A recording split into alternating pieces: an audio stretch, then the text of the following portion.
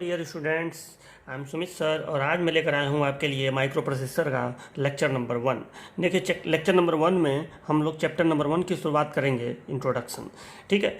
देखिए, सबसे पहले तो ये जान लीजिए कि आपको ये तो पता ही है कि आपका एग्ज़ाम जो है वो एमसीक्यू टाइप का होगा। ठीक है, तो मैं आपको इस तरह से पढ़ाऊँगा कि आपका सब्जेक्टिव भी तैयार हो जाए और एमसीक्यू भी तैयार हो जाए। देखो, कभी भी पढ़ाई सीधे एमसीक्यू की नहीं की जाती है। सीधे अगर आप क्वेश्चन लगाने लगें तो इतना कोई अंदाज़ा से नहीं कह सकता है कि जो भी 30-40 क्वेश्चन 50 क्वेश्चन एग्जाम में आएंगे वो सारा का सारा सेम टू सेम आप पढ़ लें। तो देखो, तरीका ये होता है ना कि पहले आप कॉन्सेप्ट अच्छे से समझ लीजिए। अगर एक बार आप कॉन्सेप्ट अच्छे से समझ लिए ना, तो आप देखिएगा मैक्सिमम एमसीक्यू का जवाब आप केवल जो पढ़े रहेंगे उससे आप दे पाएंगे। ठीक। और डायरेक्ट क्वेश्चन लगाएंगे तो कभी भी पूर्ण रूप से आपके अंदर कॉन्फिडेंस नहीं आएगा, आप कहीं ना कहीं गलती करते ही रहेंगे। तो ये पढ़ने का तरीका होता ही नहीं है। पहले आप अच्छे से कॉन्सेप्ट समझिए और फिर क्वेश्चन लगाइए। थोड़ा बहुत क्वेश्चन लगा लीजिए, देखिए आपका अधिकांश क्वेश्चन लग जाएगा। हो गया। तो देखिए, सबसे पहले आज हम लोग चैप्टर नंबर 1 शुरू करेंगे। ये चैप्टर जो है, इसमें से कैसे एमसीक्यू बनेगा या एग्जाम में अगर सब्जेक्टिव पेपर होता है तो कैसे आता है, ये सारी चीज़ें मैं आपको बताऊंगा। तो चलिए, सबसे पहला आज का हमारा हेडिंग है माइक्रो प्रोसेसर। माइक्रो प्रोसेसर जो है, ये सबसे पहले इसके बारे में हम लोग थोड़ा बहुत समझेंगे कि ये होता क्या है। तो देखिए, माइक्रो प्रोसेसर सबसे पहले तो आपको इतना जान लेना पड़ेगा कि कंप्यूटर के अंदर, हालांकि माइक्रो प्रोसेसर केवल कंप्यूटर में नहीं बहुत सारे जगहों पे प्रयोग किया जाता है, लेकिन सबसे प्रमुख इसका जो उपयोग है वो कंप्यूटर है। तो कंप्यूटर में आप देखे होंगे, यहाँ पर आपको दिखता है मॉनिटर, मतलब एक स्क्रीन टाइप का दिखता है। यहाँ सामने दिखता है आपको कीबोर्ड।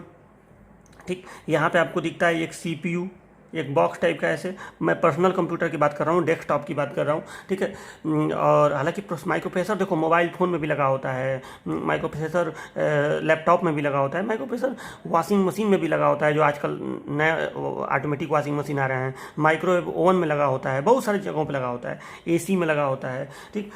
तो यहाँ पे ये हो गया कीबोर्ड, ये हो गया मॉनिटर, ये हो गया सीपीयू, इधर कहीं माउस भी होता है। ठीक है। चलिए, जो भी हो, मतलब इस तरह से डिवाइसेज होती हैं, सब वायर्स से आपस में कनेक्टेड होती हैं। ठीक है। तो मैं बोला था कि ये सब जो पार्ट्स हैं कंप्यूटर के, ये सब तारों से आपस में जुड़े होते हैं। अब इस भाग के अंदर ये जो सीपीयू आपको दिख रहा है, जो बॉक्स आपको दिख रहा है सीपीयू, इसके अंदर आप जाएंगे तो आपको एक मदरबोर्ड मिलेगा। एक मदरबोर्ड माने एक इलेक्ट्रॉनिक सर्किट का मिलेगा। ठीक है। एक प्लेट मिलेगा। ठीक है, जिसपे विभिन्न इलेक्ट्रॉनिक कंपोनेंट्स लगे होंगे। ठीक है। आप पीसीबी प्लेट नाम सुने होंगे, तो उसको हम लोग कहते हैं मदरबोर्ड। और मदरबोर्ड पे ही एक जगह काले रंग का छोटा सा एक प्रोसेसर लगा होता है, माइक्रो प्रोसेसर। ठीक है। इसी को हम लोग कहते हैं, मतलब एक डिवाइस होता है, छोटा सा होता है, लगभग हथेली के आकार का, इतना बड़ा होता है। ठीक है।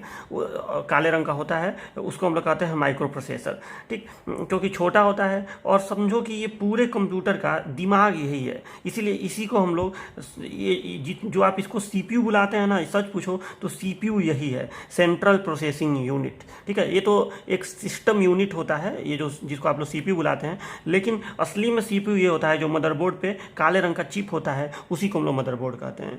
ठीक। उसी को हम लोग माइक्रो प्रोसेसर कहते हैं। ठीक। तो ये इतनी बात आपको समझ में आई। और ये प्रोसेसर आवश्यकता के हिसाब से अन्य भी जगहों पे प्रयोग किया जाता है। ठीक। तो इसका काम क्या होता है, सबसे पहले तो इसका काम समझो। तो देखो, माइक्रो प्रोसेसर का एक ही काम होता है, वो होता है प्रोग्राम को एग्जीक्यूट करना। माइक्रो प्रोसेसर एक प्रोग्रामेबल डिवाइस है, मतलब आप प्रोग्रामिंग कर देंगे, इसको बता देंगे कि आपको ऐसे ऐसे काम करना है तो वो ऐसे ऐसे काम करेगा।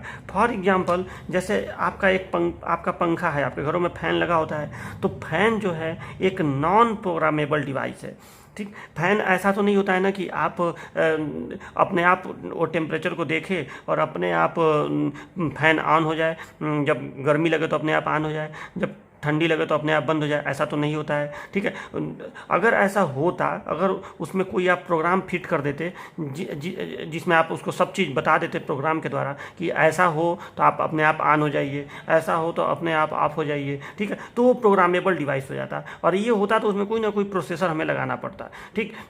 तो ये आपको इतना समझना पड़ेगा। जबकि तो एक फैन जो है एक नॉन प्रोग्रामेबल डिवाइस है। ठीक। जबकि बहुत सारे ऐसे डिवाइसेज हैं जो ऑटोमेटिक काम करते हैं। ठीक। जो जो जो देखने में लगता है कि खुद डिसीजन ले रहे हैं, वो डिसीजन कैसे लेते हैं, वो प्रोग्राम के द्वारा डिसीजन लेते हैं। ठीक, तो वो ऐसे जगहों पे माइक्रो प्रोसेसर प्रयोग किया जाता है। ठीक, जैसे वॉशिंग मशीन हो गया या ओवन हो गया, आप देखते होंगे आप बस बटन दबा दीजिए, अपने आप खाना बनता है तो बंद कर देगा। ठीक है, तो बहुत सारी ऐसे जगहों पे एसी देख लीजिए, अपने आप टेम्परेचर को एडजस्ट कर लेता है। तो ऐसे जगहों पे प्रोसेसर का प्रयोग किया जाता है। ठीक, लेकिन सबसे मेन उपयोग जो है वो आजकल के समय में कंप्यूटर है और मोबाइल फ़ोन से। मोबाइल फ़ोन में भी प्रोसेसर लगा होता है। मोबाइल फ़ोन एक प्रोग्रामेबल डिवाइस होता है। आप सुने ही होंगे जब मोबाइल खरीदते हैं तो इसमें ऑक्टा कोर प्रोसेसर लगा है, ऐसे ऐसे आप नाम सुनते होंगे, इतने गीगा हर्ट्ज का प्रोसेसर लगा है, ये सब चीज़ें आप सुनते होंगे। ठीक है, तो ये इतना इंपॉर्टेंट डिवाइस क्यों है? देखो, माइक्रो प्रोसेसर इतना इंपॉर्टेंट इसलिए है क्योंकि एक प्रोग्रामेबल डिवाइस है, हर जगह इसका यूज होता है और ये बहुत सारे काम को कर लेता है। मेन काम इसका वही है, प्रोग्राम को एग्जीक्यूट करना, लेकिन इसमें इतने तरह के प्रोग्राम हम एग्जीक्यूट करा लेते हैं कि ये कई तरह के कामों को संपन्न कर लेता है। ठीक, तो माइक्रो प्रोसेसर का डिफिनीशन क्या हो गया? तो ये डिफिनीशन ये हो गया कि यह एक प्रोग्रामेबल डिवाइस होता है जो इनपुट डिवाइस से प्राप्त डाटा को मेमोरी में संग्रहित प्रोग्राम के अनुसार प्रोसेस करके प्राप्त परिणाम को आउटपुट डिवाइस को प्रदान करता है। तो देखो, कंप्यूटर के रेस्पेक्ट में, क्योंकि माइक्रो प्रोसेसर का सबसे ज़्यादा यूज कंप्यूटर में होता है, तो कंप्यूटर के रेस्पेक्ट में मैंने माइक्रो प्रोसेसर का यहाँ पे ब्लॉक डायग्राम बनाया है और इसी को आप समझ लेंगे तो आपको इसकी परिभाषा समझ में आ जाएगी। देखिए, माइक्रो प्रोसेसर मैं पहले बताया हूँ कि कंप्यूटर के अंदर लगा होता है, मतलब कंप्यूटर के जो CPU होता है, जो बॉक्स होता है, उसके अंदर होता है। तो आपको पता है कि एक कंप्यूटर के अंदर मेन चीज़ें क्या होती हैं। तो एक होता है इनपुट आउटपुट डिवाइस, ठीक, उसके अंदर होता है माइक्रो प्रोसेसर, उसके अंदर होता है मेमोरी, बाकी चीज़ें भी होती है लेकिन मेन डिवाइस इतने ही होते हैं। ठीक, input output, micro processor, memory. देखिए, आप इनपुट डिवाइस से कोई डाटा देंगे, ठीक, इनपुट डिवाइस से कोई डाटा देंगे। जैसे फॉर एग्जांपल आप अपने मोबाइल फ़ोन पर, आपका मोबाइल फ़ोन है, तो जब आप मोबाइल फ़ोन की स्क्रीन पर व्हाट्सअप या कोई भी आइकन टच करते हैं तो मतलब आप कंप्यूटर को एक इंस्ट्रक्शन दिए, एक उसको इनपुट दिए कि आप ये काम करिए। ठीक, तो वही चीज़ होता है कि आप यहाँ से इनपुट देंगे तो ये इनपुट जो है ये माइक्रो प्रोसेसर के अंदर जाएगा। ठीक, माइक्रो प्रोसेसर के अंदर जाएगा और माइक्रो प्रोसेसर उसको समझेगा, ठीक, उस इनपुट को समझेगा किसके हिसाब से। तो उस इनपुट के लिए मेमोरी में प्रोग्राम स्टोर है, तो उस प्रोग्राम को अपने अंदर लेगा और समझेगा कि आपने जो इनपुट दिया है उसके लिए उसको क्या करना है। ठीक, तो ये आपने इसको दिया, ये इनपुट माइक्रो प्रोसेसर के अंदर गया, माइक्रो प्रोसेसर उस इनपुट को प्रोसेस करेगा, लेकिन किसके हिसाब से? माइक्रो प्रोसेसर तो एक डिवाइस है, तो उस इनपुट के लिए इसमें बताया गया है मेमोरी में कि आपको ये काम करना है, मतलब इसमें प्रोग्राम भरा गया है। तो उस प्रोग्राम के अनुसार माइक्रो प्रोसेसर उस डाटा को एग्जीक्यूट, उस इनपुट को एग्जीक्यूट करेगा, मतलब उसको समझेगा, उसको प्रोसेस करेगा, कहिए तो उसको प्रोसेस करेगा और जो परिणाम निकलेगा उसको फिर आउटपुट डिवाइस को भेज देगा और आपको आउटपुट प्राप्त हो जाएगा। ठीक, तो ऐसे माइक्रो प्रोसेसर काम करता है। जैसे आप कंप्यूटर को बोले ऐड करो, कैलकुलेटर में भी प्रोसेसर लगा होता है, तो आप कैलकुलेटर को बोले ऐड करो इतना प्लस इतना, तो आपने इनपुट दिया, अब ऐड करने को बोला आपने, तो जब वो इनपुट माइक्रो प्रोसेसर में गया तो ऐड करने का प्रोग्राम उसमें फीड है मेमोरी में, तो उस प्रोग्राम के अनुसार, ऐड करने वाले प्रोग्राम के अनुसार माइक्रो प्रोसेसर ऐड कर देगा। माइक्रो प्रोसेसर में ALU होता है जो सारा जोड़ने घटाने वाला काम करता है, लेकिन उसका यहाँ पे उसका प्रोग्राम होता है, तो उसके हिसाब से ये काम करेगा और काम करके जो भी रिजल्ट आएगा उसको आउटपुट डिवाइस को सेंड कर देगा। ठीक, तो ये होता है कंप्यूटर का एक बेसिक ब्लॉक डायग्राम और इसी के हिसाब से हम लोग माइक्रो प्रोसेसर को परिभाषित करते हैं। तो देखो परिभाषा फिर से एक बार, यह एक प्रोग्रामेबल डिवाइस होता है जो इनपुट डिवाइस से प्राप्त डाटा को मेमोरी में संग्रहित प्रोग्राम के अनुसार प्रोसेस करके प्राप्त परिणाम को आउटपुट डिवाइस को प्रदान करता है। ठीक, प्रोग्रामेबल डिवाइस होता है, यहाँ इनपुट डिवाइस से प्राप्त होने वाले डाटा को मेमोरी में संग्रहित प्रोग्राम के अनुसार प्रोसेस करके प्राप्त परिणाम को, माने जो रिजल्ट मिलेगा उसको आउटपुट डिवाइस को प्रदान करता है। तो ये माइक्रो प्रोसेसर का हो गया एक बेसिक डिफिनीशन। ठीक है, इतना तो आपको समझ में आ गया। तो अब देखिए, तो ये जो माइक्रो प्रोसेसर है ना, ये छोटा सा चिप होता है।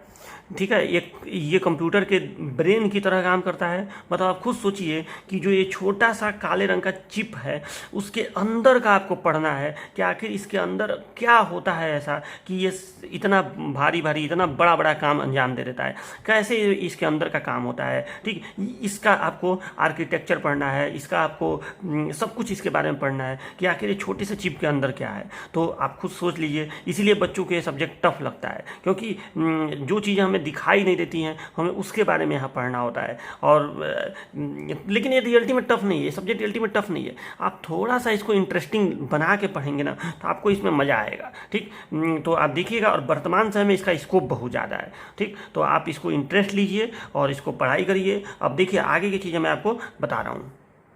इस चैप्टर नंबर 1 में जो हमारा पहला हेडिंग हो गया माइक्रो प्रोसेसर, दूसरा हेडिंग रहेगा हमारा इवोल्यूशन ऑफ माइक्रो प्रोसेसर। देखिए पढ़ना हमें अपने सिलेबस के हिसाब से, ये जो आपका सिलेबस है उसी के हिसाब से पढ़ना है। ठीक, एमसीक्यू भी बनेगा तो उसी से बनेगा, सब्जेक्टिव पेपर आएगा तो सिलेबस से ही आता है। ठीक है, तो ये जो चैप्टर नंबर 1 है छोटा सा चैप्टर है, और इसमें अब सेकेंड हेडिंग रहेगा इवोल्यूशन ऑफ माइक्रो प्रोसेसर।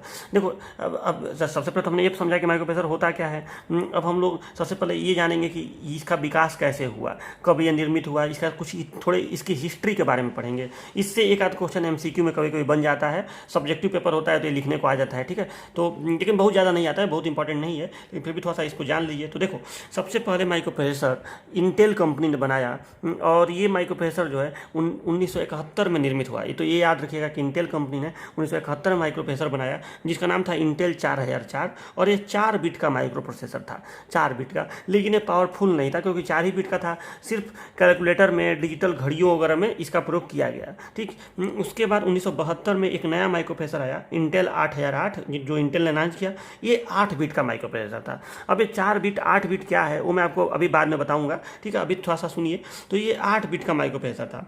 फिर इंटेल ने 1973 में एक और नया माइक्रो प्रोसेसर लॉन्च किया, इंटेल 8080। ये भी 8 बिट का ही माइक्रो प्रोसेसर था। ठीक, ये सारे माइक्रो प्रोसेसर जो थे, ये इनकी टेक्नोलॉजी उतनी अच्छी नहीं थी।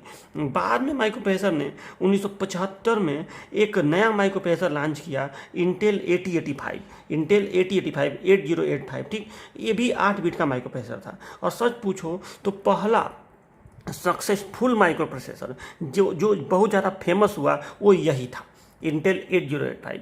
ठीक, सबसे ज़्यादा सक्सेसफुल माइक्रो प्रोसेसर। यही वजह है कि आज भी बच्चों को, जबकि आज 1975 के बाद इस समय बहुत शक्तिशाली माइक्रो प्रोसेसर आ चुके हैं। इस समय आप देखेंगे तो कोर i7, मतलब बहुत शक्तिशाली माइक्रो प्रोसेसर आ चुके हैं। ठीक है, तो लेकिन बच्चों को केवल यही माइक्रो प्रोसेसर, कभी भी आप माइक्रो प्रोसेसर, चाहे आप डिप्लोमा में हो चाहे बीटेक में हो, अगर आप शुरुआत करेंगे तो इंटेल 8085 ही पढ़ाया जाता है। तो इसका कारण क्या है, क्यों यही माइक्रो प्रोसेसर पढ़ाया जाता है? तो देखो ये माइक्रो प्रोसेसर जो है, सबसे पहले अगर आप डायरेक्ट लास्ट वाला माइक्रो प्रोसेसर पढ़ने लगे, भाई 40-50 साल लगा है इसको विकसित होने में, तो सीधे अंतिम वाला पढ़ेंगे तो समझ में नहीं आएगा। इसलिए और सबसे पहले ईवी वाला पढ़ेंगे तो उतना अच्छा नहीं है, क्योंकि ये बहुत ज़्यादा सक्सेसफुल नहीं था, बहुत ज़्यादा कमियां भी थी। तो सबसे बेसिक माइक्रो प्रोसेसर हमें यही मिलता है, जिसको आप समझेंगे तो आपको माइक्रो प्रोसेसर का मतलब समझ में आ जाएगा कि माइक्रो प्रोसेसर कैसे काम करता है, क्या इसके अंदर होता है। ठीक, तो सबसे पहले बच्चों को यही पढ़ाया जाता है, इंटेल 8085। आपके सिलेबस में आप अपना देखेंगे तो मोस्टली यही माइक्रो प्रोसेसर आपको पढ़ना है, इंटेल 8085। पहला कमर्शियली सक्सेसफुल माइक्रो प्रोसेसर यही था। अच्छा, एक चीज़ और आपके दिमाग में आ रहा होगा, सर तो ठीक है चलिए पढ़ाएंगे और पढ़ेंगे हम लोग यही, लेकिन इसका तो कहीं यूज होता नहीं होगा, ये तो पूरी तरह से अब ख़त्म हो चुका होगा। तो देखो ऐसा नहीं है, अभी भी इस माइक्रो प्रोसेसर का इस्तेमाल होता है। अब क्यों होता है इसका कारण मैं बता रहा हूँ। देखो कई जगह छोटे मोटे कामों को करने के लिए हमें उतने पावरफुल माइक्रो प्रोसेसर की जरूरत नहीं पड़ती है। जैसे मान लो कि कोई छोटा सा रिमोट है, कोई छोटा सा डिवाइस है जिसमें प्रोसेसर लगा हुआ है, बहुत छोटा सा कोई डिवाइस है, इलेक्ट्रॉनिक कोई डिवाइस है जिसमें प्रोसेसर लगा हुआ है, तो क्या उसमें इतना महंगा प्रोसेसर लगेगा कोर i7? ऐसा नहीं होगा। उतना न तो कोई उसमें आपको गेम खेलना है, न तो उसमें कोई डाटा स्टोर करना है, छोटा सा कोई काम कर रहा है, तो वैसे जगह पे अभी भी इस तरह के माइक्रो प्रोसेसर यूज किए जाते हैं। ठीक, छोटे मोटे माइक्रो कंट्रोलर यूज किए जाते हैं। अब ये माइक्रो कंट्रोलर क्या है वो भी मैं आपको आगे चल के बताऊंगा। ठीक, जैसे 8051 एक माइक्रो कंट्रोलर होता है। ठीक, तो इस तरह की चीज़ें आपको बाद में समझ में आएंगी कि ऐसा नहीं है कि ये माइक्रो प्रोसेसर पूरी तरह से आउटडेटेड हो चुका है, अभी भी इसका इस्तेमाल होता है छोटे मोटे कामों को करने के लिए। तो इतनी बात आपको समझ में आई। तो ये सब आप इतिहास की जो बातें मैं बताया हूँ इसको थोड़ा सा याद रखिएगा। ठीक, बहुत ज़्यादा एग्जाम में अगर लिखने वाला पेपर होता तो ये सब थोड़ा सा सेंटेंस बना के लिखना पड़ता। तो देखो आप पढ़ लेंगे मुझसे तो आप लिखने का काम खुद भी कर लेंगे, कोई बड़ी बात नहीं है। और मैं आपको PDF दे दूंगा, लिखा इसका PDF भी दे दूंगा, तो उससे आप इसको याद भी कर लीजिएगा। ठीक है, लेकिन जो अभी फिलहाल MCQ के लिहाज से इंपॉर्टेंट है वो इतना ही है। तो ये आपका तैयार हो गया इवोल्यूशन ऑफ माइक्रो प्रोसेसर। ठीक, फिर एक हेडिंग है सिलेबस में एप्लीकेशन ऑफ माइक्रो प्रोसेसर, जो चैप्टर नंबर 1 है उसमें एप्लीकेशन ऑफ माइक्रो प्रोसेसर। तो एप्लीकेशन तो तमाम जगहों पे होता है, ये हेडिंग कोई बहुत इंपॉर्टेंट नहीं होता है। आपको मैं पीडीएफ दे दूंगा, उसमें आपको लिखा लिखा है मिल जाएगा। कंप्यूटर में इस्तेमाल होता है, डिजिटल घड़ियों में इस्तेमाल होता है, कैलकुलेटर में इस्तेमाल होता है, डिफेंस में इस्तेमाल होता है, एरोप्लेन एविएशन सिस्टम में इस्तेमाल होता है, बहुत जगह कंट्रोल के काम। आजकल तो मोटर के स्पीड कंट्रोल में और भी तमाम जगहों पे हमारा ये सारी चीज़ें इस्तेमाल हो रही हैं। ठीक है, तो एप्लीकेशन तो तमाम है, मैं इसको आपको ले दूंगा। इससे ज़्यादा अभी फ़िलहाल इसको बहुत ज़्यादा लेने की ज़रूरत नहीं है, आप इसको बस याद कर लीजिएगा। तो ये हो गया। अब चलो, अब हम लोग आगे की बात शुरू करते हैं। जो पहला क्लास है ना, ये जो पहला लेक्चर है, लेक्चर नंबर 1, इसमें मैं आपको इस सब्जेक्ट का न्यू तैयार कर दूंगा। देखो अभी फिलहाल हम लोग, मतलब ये जो पहला चैप्टर है ना, पहला चैप्टर अगर आप सिलेबस के लिहाज से देखें तो ख़त्म हो गया। आपने माइक्रो प्रोसेसर के बारे में पढ़ लिया, उसका इवोल्यूशन पढ़ लिया, एप्लीकेशन पढ़ लिया, बस हो गया, ये चैप्टर समाप्त। सिलेबस में इतना ही लिखा हुआ है पहले चैप्टर में, चैप्टर नंबर 1 में। अब चैप्टर नंबर 2 हमें शुरू करना है। चैप्टर नंबर 2 में हम लोग इसका आर्किटेक्चर पढ़ेंगे, मतलब इसकी आंतरिक बनावट पढ़ेंगे, किसकी, माइक्रो प्रोसेसर की। मतलब ये जो चिप होता है माइक्रो प्रोसेसर, इसके अंदर क्या क्या होता है उसके बारे में पढ़ेंगे। लेकिन मैं कई बार देखा हूं कि बच्चों को जब मैं चैप्टर नंबर 2 पढ़ाता हूं तो बहुत सारी ऐसी कन्फ्यूजन्स होते हैं बच्चों के अंदर, जिससे उनको दिक्कत होती है। जैसे मान लो बाइट का कन्फ्यूजन हो गया, मेमोरी का कन्फ्यूजन हो गया, बहुत सारी ऐसी चीज़ें होती हैं जिसकी वजह से बच्चे कन्फ्यूज रहते हैं। ठीक, तो मैं आपको अब इस लेक्चर में, जो चैप्टर नंबर 1 आज मैं पढ़ा रहा हूँ, इसमें मैं आपको कुछ बेसिक बातें, ऐसी बातें बताऊंगा जो जानना आपको इस पूरे सब्जेक्ट को समझने के लिए ज़रूरी है, ताकि आप कन्फ्यूज ना रहें। और ये जो चीज़ें अब मैं बताने जा रहा हूँ, इससे आपको सीधे सीधे एमसीक्यू में फ़ायदा मिलेगा। सेमेस्टर में तो खैर अभी ये हेडिंग नहीं है जो अब मैं पढ़ाने जा रहा हूँ, लेकिन एमसीक्यू में आपको बहुत बड़ा फ़ायदा मिलेगा। मैं वीडियो के लास्ट में एमसीक्यू करा के आपको दिखाऊंगा कि कैसे एमसीक्यू में आपको बेनिफिट मिलेगा। तो देखिए अब हमें क्या क्या समझना है। देखो अभी जो आप ये ब्लॉक डायग्राम पढ़े हैं कंप्यूटर का, इसमें आपको इनपुट आउटपुट डिवाइस, चलिए इसके बारे में तो आप थोड़ा बहुत जान ही रहे हैं। कीबोर्ड होता है, माउस होता है, इनपुट डिवाइस, आउटपुट डिवाइस होता है, मॉनिटर, स्पीकर, ये सब आउटपुट डिवाइस होते हैं। ठीक, तो ये चीज़ें तो आप जान रहे हैं। माइक्रो प्रोसेसर के बारे में तो पढ़ना ही है, पूरे सब्जेक्ट में पढ़ना ही है। जो ये चीज़ दिख रहा है मेमोरी, सबसे पहले इसके बारे में जान लीजिए कि ये मेमोरी क्या होता है। ठीक, तो इसके बारे में कुछ चीज़ें इंपॉर्टेंट हैं जो आपको अभी इसी लेक्चर में जानना पड़ेगा, तभी आप इस पूरे सब्जेक्ट को आगे चला पाएंगे। तो देखिए मेमोरी क्या होता है। देखो मेमोरी नाम से ही क्लियर है कि ये स्टोर करने का काम करेगा। स्टोर करने का काम करेगा किस चीज़ को, तो प्रोग्राम को और डाटा को, दो चीज़ों को स्टोर करने का काम करता है। अब ये प्रोग्राम क्या है और डाटा क्या है, तो इसको ऐसे समझिए जैसे आप मोबाइल फ़ोन पे इसको समझिए। मोबाइल फ़ोन में आप सब लोग व्हाट्सअप चलाते हैं, तो व्हाट्सअप का एक आइकन होता है, व्हाट्सअप का एक आइकन होता है, कुछ पता नहीं, मुझे इतना सही से याद नहीं है, कुछ इस तरीके से होता है। ठीक है, तो जो भी व्हाट्सअप का आइकन हो, ठीक है, तो उसका कुछ उस मतलब जो ऐप होता है उसका कुछ एक फाइल होता है जिसको एपीके फाइल कहते हैं। मतलब तो वो फाइल जो है वो प्रोग्राम है। ठीक, वो जो व्हाट्सअप का फाइल है, जो व्हाट्सअप का है वो प्रोग्राम है, लेकिन उसके अंदर जो आप टाइपिंग करते हैं, मैसेज टाइप करते हैं, फोटो भेजते हैं, ऑडियो वीडियो भेजते हैं, वो सारा डाटा है। बात समझ रहे हो ना। तो एक होता है प्रोग्राम, एक होता है डाटा। तो ये दोनों चीज़ें जो हैं मेमोरी में स्टोर रहती हैं, प्रोग्राम भी और डाटा भी। बात को समझिए।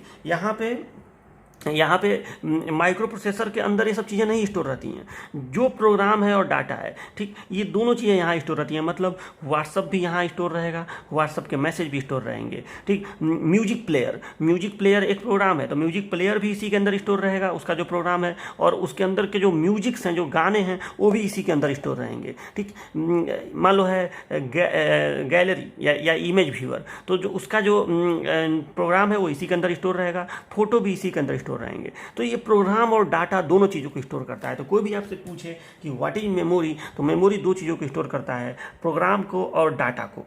ठीक, अब देखो, अब थोड़ा सा मेमोरी के संरचना को जैसा समझ लो, तब मैं आगे की बातें आपको बता रहा हूँ।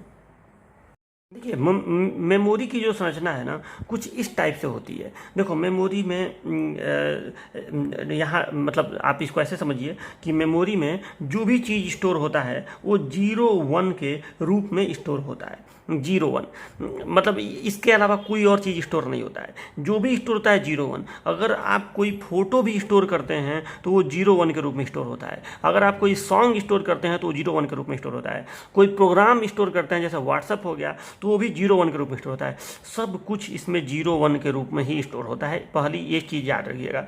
0 1 का मतलब यहाँ पे होता है कहीं ना कहीं लो वोल्टेज और हाई वोल्टेज, ठीक। 0 1 देखिए, एक बात बताइए, आप लोग फ्लिप फ्लॉप के बारे में आप पढ़े हैं, छोटे मतलब डिजिटल इलेक्ट्रॉनिक्स में आप फ्लिप फ्लॉप के बारे में पढ़े हैं। एक फ्लिप फ्लॉप जो होता है, एक फ्लिप फ्लॉप है, तो ये 0 या 1 यानी एक कोई स्टोर करके रखता है, या तो 0 स्टोर करेगा या तो 1 स्टोर करेगा। इसके अंदर या तो 0 स्टोर रहेगा या तो 1 स्टोर रहेगा। सब ये तो आप जानते हैं कि फ्लिप फ्लॉप के अंदर ये चीज़ होता है। देखो, इस 0 और 1 को, इस चीज़ को हम लोग कहते हैं एक बिट डाटा, एक 1 बिट डाटा। मतलब इसके अंदर 0 स्टोर है तो भी हम कहेंगे कि इसके अंदर 1 बिट डाटा स्टोर है, 1 स्टोर है तो 1 बिट, फिर भी 1 बिट डाटा स्टोर है। तो इस 0 1 को कहा जाता है बिट, ठीक। अच्छा, 8 बिट जब मिल जाते हैं, 8 बिट, तो बन जाता है 1 बाइट। 1 बाइट बन जाता है, याद रखिएगा। 8 बिट बराबर 1 बाइट। अब 8 बिट कैसे हो सकते हैं? तो ऐसे हो सकता है 0 0 0 0 0 0 0 0, ये ठीक है। ये 8 बिट का एक डाटा हो गया, ये भी 8 बिट का एक डाटा हो गया, 1 1 1 1 1 1 1 1, और ये भी 8 बिट का एक डाटा हो गया, 0 1 0 1 1 0 1 0। अब ऐसे ऐसे बहुत सारे डाटा बन सकते हैं 8 बिट के, ठीक है। तो ये सब 1 बाइट का डाटा है, 1 बाइट का डाटा है, 1 बाइट का डाटा है। 8 बिट बराबर 1 बाइट होता है। पहले तो ये चीज़ आप याद रखिए। मतलब अगर आप कोई फोटो, अगर ये कोई फ़ोटो है, इसको आप इसके अंदर स्टोर करते हैं मेमोरी के अंदर, तो देखो ये जो फ़ोटो है ना, इस फ़ोटो देखो, फ़ोटो क्या होता है, जो आपका इस फ़ोटो होता है, जो वो जब कैप्चर होता है तो वो अनेक छोटे छोटे पिक्सल्स में तैयार रहता है, ठीक है। कैमरा फोटो को अनेक छोटे छोटे पिक्सल्स में तैयार करता है, ठीक। ये सब छोटे छोटे जो खाने होते हैं, जो जैसे ये मोबाइल का स्क्रीन है, तो ये सब छोटे छोटे खाने जो हैं, ये सब पिक्सल्स कहलाते हैं, ठीक। और हर पिक्सल का कलर होता है। जैसे मान लो कि इसका कलर अभी फिलहाल रेड है, यहाँ पे मान लो स्किन कलर है, या कोई भी कलर जो है, वो सारा एक साथ जब आपको दिखता है तो वही एक फेस या एक चेहरा या जो भी चीज़ है वहाँ नज़र आता है आपको। तो देखो, हर एक पिक्सल अलग अलग कलर में अलग अलग कलर शो करता है। जितना छोटा पिक्सल होगा उतना ही कलर, पिक्चर की क्लैरिटी, पिक्चर उतना ही क्लियर आपको दिखेगा, ठीक। तो ये पिक्सल है। अब देखो, हर एक जो ये पिक्सल है, सबका मान लो कि एक कोड हो गया कि अगर यहाँ पे 0, मान लो कि 8 एक बाइट का है, मतलब हो गया कि अगर यहाँ पे 0 0 0 0 रहेगा तो ये शो करेगा रेड कलर को। मान लो यहाँ 0 0 0 0 1 हो गया तो ये शो करेगा ब्लू कलर को। मतलब हर एक पिक्सल का एक एक कोड हो गया कि अगर ये रहेगा, अब 8 बिट के जो भी कॉम्बिनेशन बने तो ये रेड को शो करेगा। तो मान लो कि यहाँ पे ये जो पहला है ये रेड है, तो इसमें 0 0 0 0 0 0 0 0 ऐसे यहाँ का कोड हो गया। यहाँ का हो गया 0 0 1 1 0 0 1 1, तो यहाँ का हो सकता है ब्लू हो गया। अब मतलब हर एक कलर का कोई ना कोई हम लोग कोड बना देते हैं कि इस कोड का मतलब ये कलर होगा। तो जब भी आप फोटो क्लिक करते हैं तो यहाँ का हर जगह का ये बताओ, एक एक बाइट का डाटा, हर पिक्सल में एक एक बाइट का डाटा आ गया कि नहीं बताओ। ये सब डाटा है, ये सब 0 0 0 ये सब डाटा है। तो ये सारा डाटा जब आप पिक्चर क्लिक करते हैं तो हर एक पिक्सल का, इसका डाटा मेमोरी में चला जाता है, इसका डाटा मेमोरी में चला जाता है, इसका डाटा मेमोरी में चला जाता है। मतलब आपका फोटो स्टोर कैसे होता है, तो सोचिए जितने पिक्सल्स हैं सबके लिए दुनिया भर के 0 0 1 1 जो भी है वो सब जाके मेमोरी में स्टोर हो जाता है। यानी आप मेमोरी में ध्यान से देखें तो न जाने कितने 0 0 0 1 1 1 0 0 1 1 1 लाइन से एक फोटो के लिए इतने सारे 0 0 1 1 मेमोरी में स्टोर रहते हैं, समझे। और जब आप उसी पिक्चर को देखने की कोशिश करते हैं, मतलब जब गैलरी में ओपन करके पिक्चर को टच करते हैं तो ये सारा 0 0 1 1 जो है ये सब लोड हो जाता है और उसी के हिसाब से कंप्यूटर फोटो को बना के आपको दिखा देता है, ठीक। बस वो कलर दिखाता है कि यहाँ पे ये कलर है, यहाँ पे ऐसा कलर है, और जब वो एक साथ वो दिखेगा आपको तो आपको फोटो नज़र आता है, ठीक है। यही तरीका, मतलब आप कोई सॉन्ग भी स्टोर करते हैं तो वहाँ भी सब कुछ 0 1 में स्टोर होता है। आप कोई फोटो भी स्टोर करते हैं तो सब कुछ 0 1 के रूप में स्टोर होता है। बात समझ रहे हो ना। आप ये मत समझिए कि कोई फोटो, बहुत बच्चों को ये सब चीज़ें नहीं समझ में आती हैं कि एक फोटो कैसे 0 1 के रूप में स्टोर हो सकता है, तो ऐसे ही स्टोर होता है, ठीक। तो ये चीज़ आपको समझ में आई कि कोई भी पिक्चर है तो कोई भी डाटा हो, चाहे वो कोई फाइल हो या कोई भी चीज़ हो, सब कुछ 0 1 के रूप में मेमोरी में स्टोर रहता है। और एक 0 1 को कौन स्टोर करता है, तो एक फ्लिप फ्लॉप स्टोर करता है। तो आप अनेक फ्लिप फ्लॉप अगर जोड़ दें तो उसी को हम लोग कहते हैं मेमोरी, समझे बात को। मतलब इस तरह से आप कई सारे फ्लिप फ्लॉप अगर जोड़ देते हो, मान लो कि यहाँ पे एक फ्लिप फ्लॉप, यहाँ पे एक फ्लिप फ्लॉप, यहाँ पे एक फ्लिप फ्लॉप, यहाँ पे यहाँ पे यहाँ पे यहाँ पे यहाँ पे 1 2 3 4 5 6 7 8, ये 8 फ्लिप फ्लॉप अगर आप जोड़ दिए तो ये लाइन से 8 बिट डाटा यानी 1 बाइट डाटा स्टोर कर लेगा। अब इसी के नीचे आप एक पंक्ति और बना दीजिए फ्लिप फ्लॉपों का, तो ये हो गया, ये 2 बाइट डाटा स्टोर कर लेगा। एक और बना दीजिए तो 3 बाइट डाटा स्टोर कर लेगा। और ऐसे ही करते जाइए तो आपका मेमोरी बन जाएगा।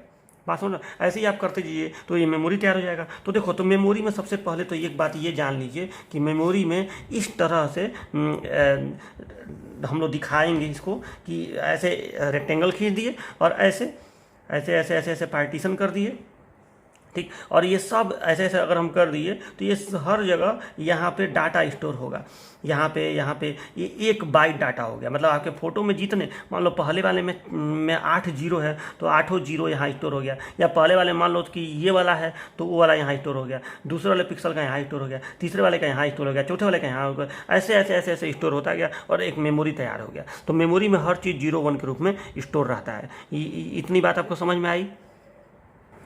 अब देखो, अब दूसरी बात ये है कि जो ये 8 जीरो है ना, इसको हम लोग थोड़ा सा कंफर्टेबल होकर लिखने के लिए इसको हम लोग हेक्साडेसिमल में लिखेंगे। जैसे मान लो 8 जीरो है ऐसे ऐसे ऐसे ऐसे, तो इसको हम लोग 8 जीरो न लिख के इसको हम लोग शॉर्टकट में लिखेंगे 00H, समझे। क्योंकि आपको पता है हेक्साडेसिमल में 4 जीरो के बदले 1 जीरो लिखा जाता है, ठीक है। मान लो हो 0 0 1 1 0 0 1 0, तो इसको हम लोग क्या लिखेंगे, तो आपको पता है कि ये 0 0 1 1 जो है इसके लिए 3 लिखा जाता है और इसके लिए 2 लिखा जाता है, तो इसको हम लोग लिखेंगे 32H। बात समझ रहे हो ना। तो इस तरह से मतलब शॉर्टकट में, मतलब हमारे लिए जो डाटा है हेक्साडेसिमल में हो गया 32H। तो हम लोग कभी भी अगर मैं बोलचाल में कहूँ कि हाँ यहाँ पे 32 स्टोर है, तो आप उसको समझ लीजिएगा कि वो रियलिटी में 32 नहीं है, वो है 0011 ही। मतलब उसी के जब आप इसको कन्वर्ट कर लेंगे तो स्टोर सारा चीज़ बाइनरी में होता है, डेसिमल हेक्साडेसिमल में स्टोर नहीं होता है। लेकिन हम लोग बोलचाल की भाषा में इतना ज़्यादा 0011 नहीं लिख पाएंगे ना, तो इसलिए हम लोग इसको ऐसे बोलेंगे, ठीक। तो अब देखो, अब यहाँ पे एक मेमोरी दिखाया गया है। मेमोरी में देखो, मेमोरी में यहाँ पे डाटा स्टोर होगा। मतलब यहाँ पे मान लो 32 हो गया स्टोर, हेक्साडेसिमल में लिख रहा हूँ, मतलब ये सब 801 से मिलकर बनेगा, ये रहेगा इसके जगह पे। यहाँ पे कुछ और मान लो स्टोर हो गया, यहाँ पे मान लो कुछ और स्टोर हो गया, ऐसे स्टोर होता है क्या।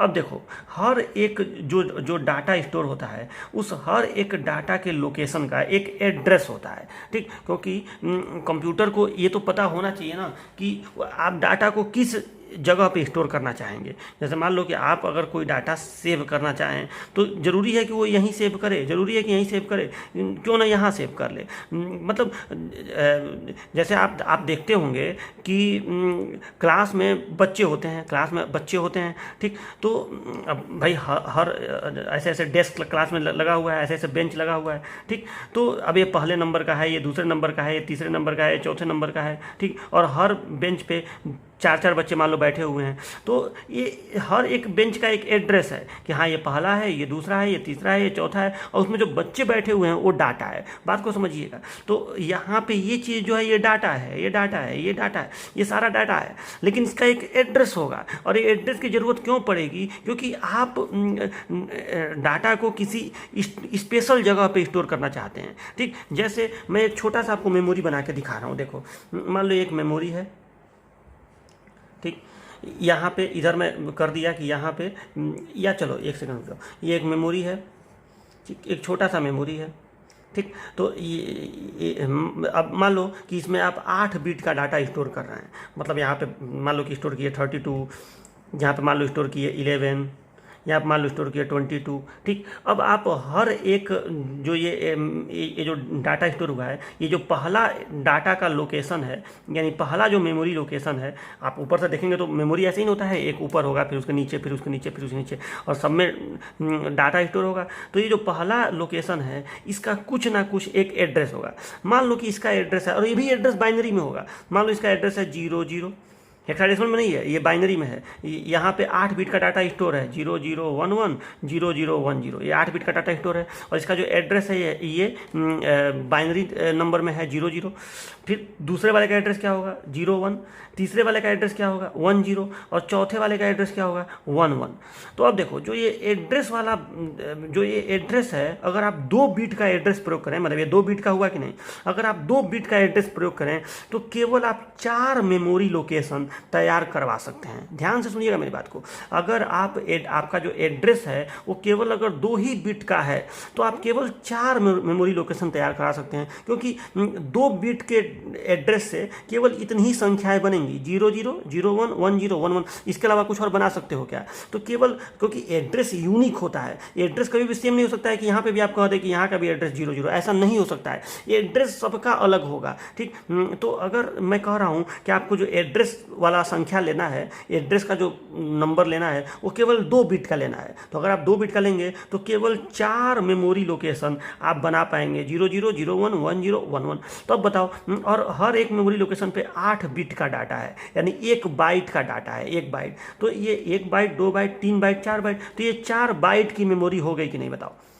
यानी मेमोरी कितनी बड़ी होगी, अब ये 1 बाइट 2 बाइट 3 बाइट 4 बाइट, यानी इस मेमोरी की क्षमता है मात्र 4 बाइट। आप सुने होंगे आजकल kilobyte, megabyte, gigabyte, आप सुनते हैं ना कि हमारा जो मोबाइल फ़ोन है उसमें इतने जीबी का मेमोरी है। तो अब आप खुद सोच लीजिए, बाइट में तो कुछ बहुत ज़्यादा कुछ स्टोर हो ही नहीं पाएगा। आप एक छोटा सा फोटो भी खींचते होंगे तो देखते होंगे एमबी में चला जाता होगा, किए हो कि नहीं जाता। बाइट में तो बहुत कम चीज़ होती हैं, तो इतना छोटा मेमोरी क्या स्टोर कर पाएगा? क्या ये माइक्रोप्रोसेसर के इतने भारी भरकम काम को संभाल पाएगा? नहीं संभाल पाएगा। लेकिन अब इसका उपाय क्या है कि हम क्या हर जगह का डाटा बढ़ा दें, यहाँ पे 8 बिट के बजाय 16 बिट स्टोर कर दें? ये उपाय नहीं है। तो बहुत सारे फ्लिप फ्लॉप हमको लगाने पड़ेंगे यहाँ पे। ये तरीका नहीं है।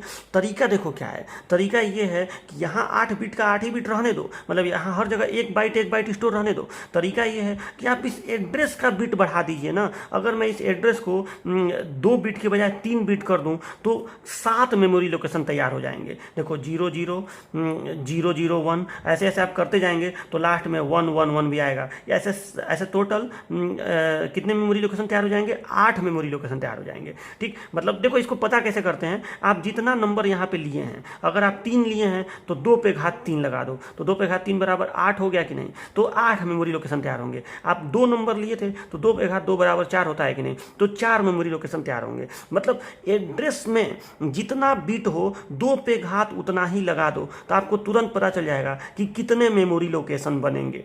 समझ रहे हो बात को? देखो एमसीक्यू फंसेगा इस पे, मैं बता रहा हूँ, ध्यान से सुनो।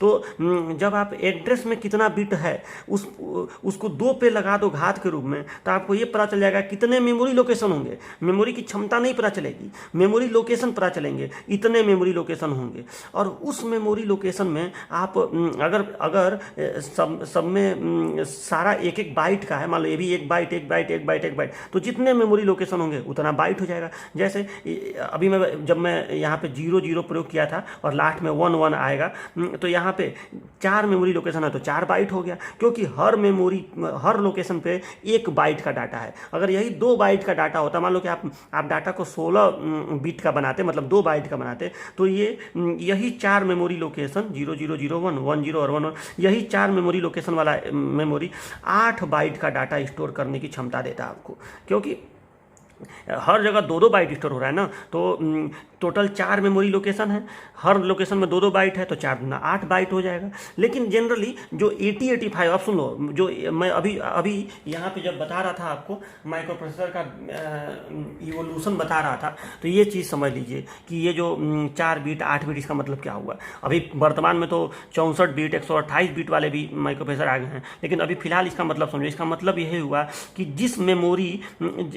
जो मेमोरी इन माइक्रो प्रोसेसर के साथ कनेक्टेड रहेगी उसमें कितने बिट का डाटा स्टोर होगा। तो याद रखिए 8085 में 8 बिट का डाटा, मतलब यानी 1 बाइट का डाटा एक लोकेशन पे स्टोर होता है, एक मेमोरी लोकेशन पे।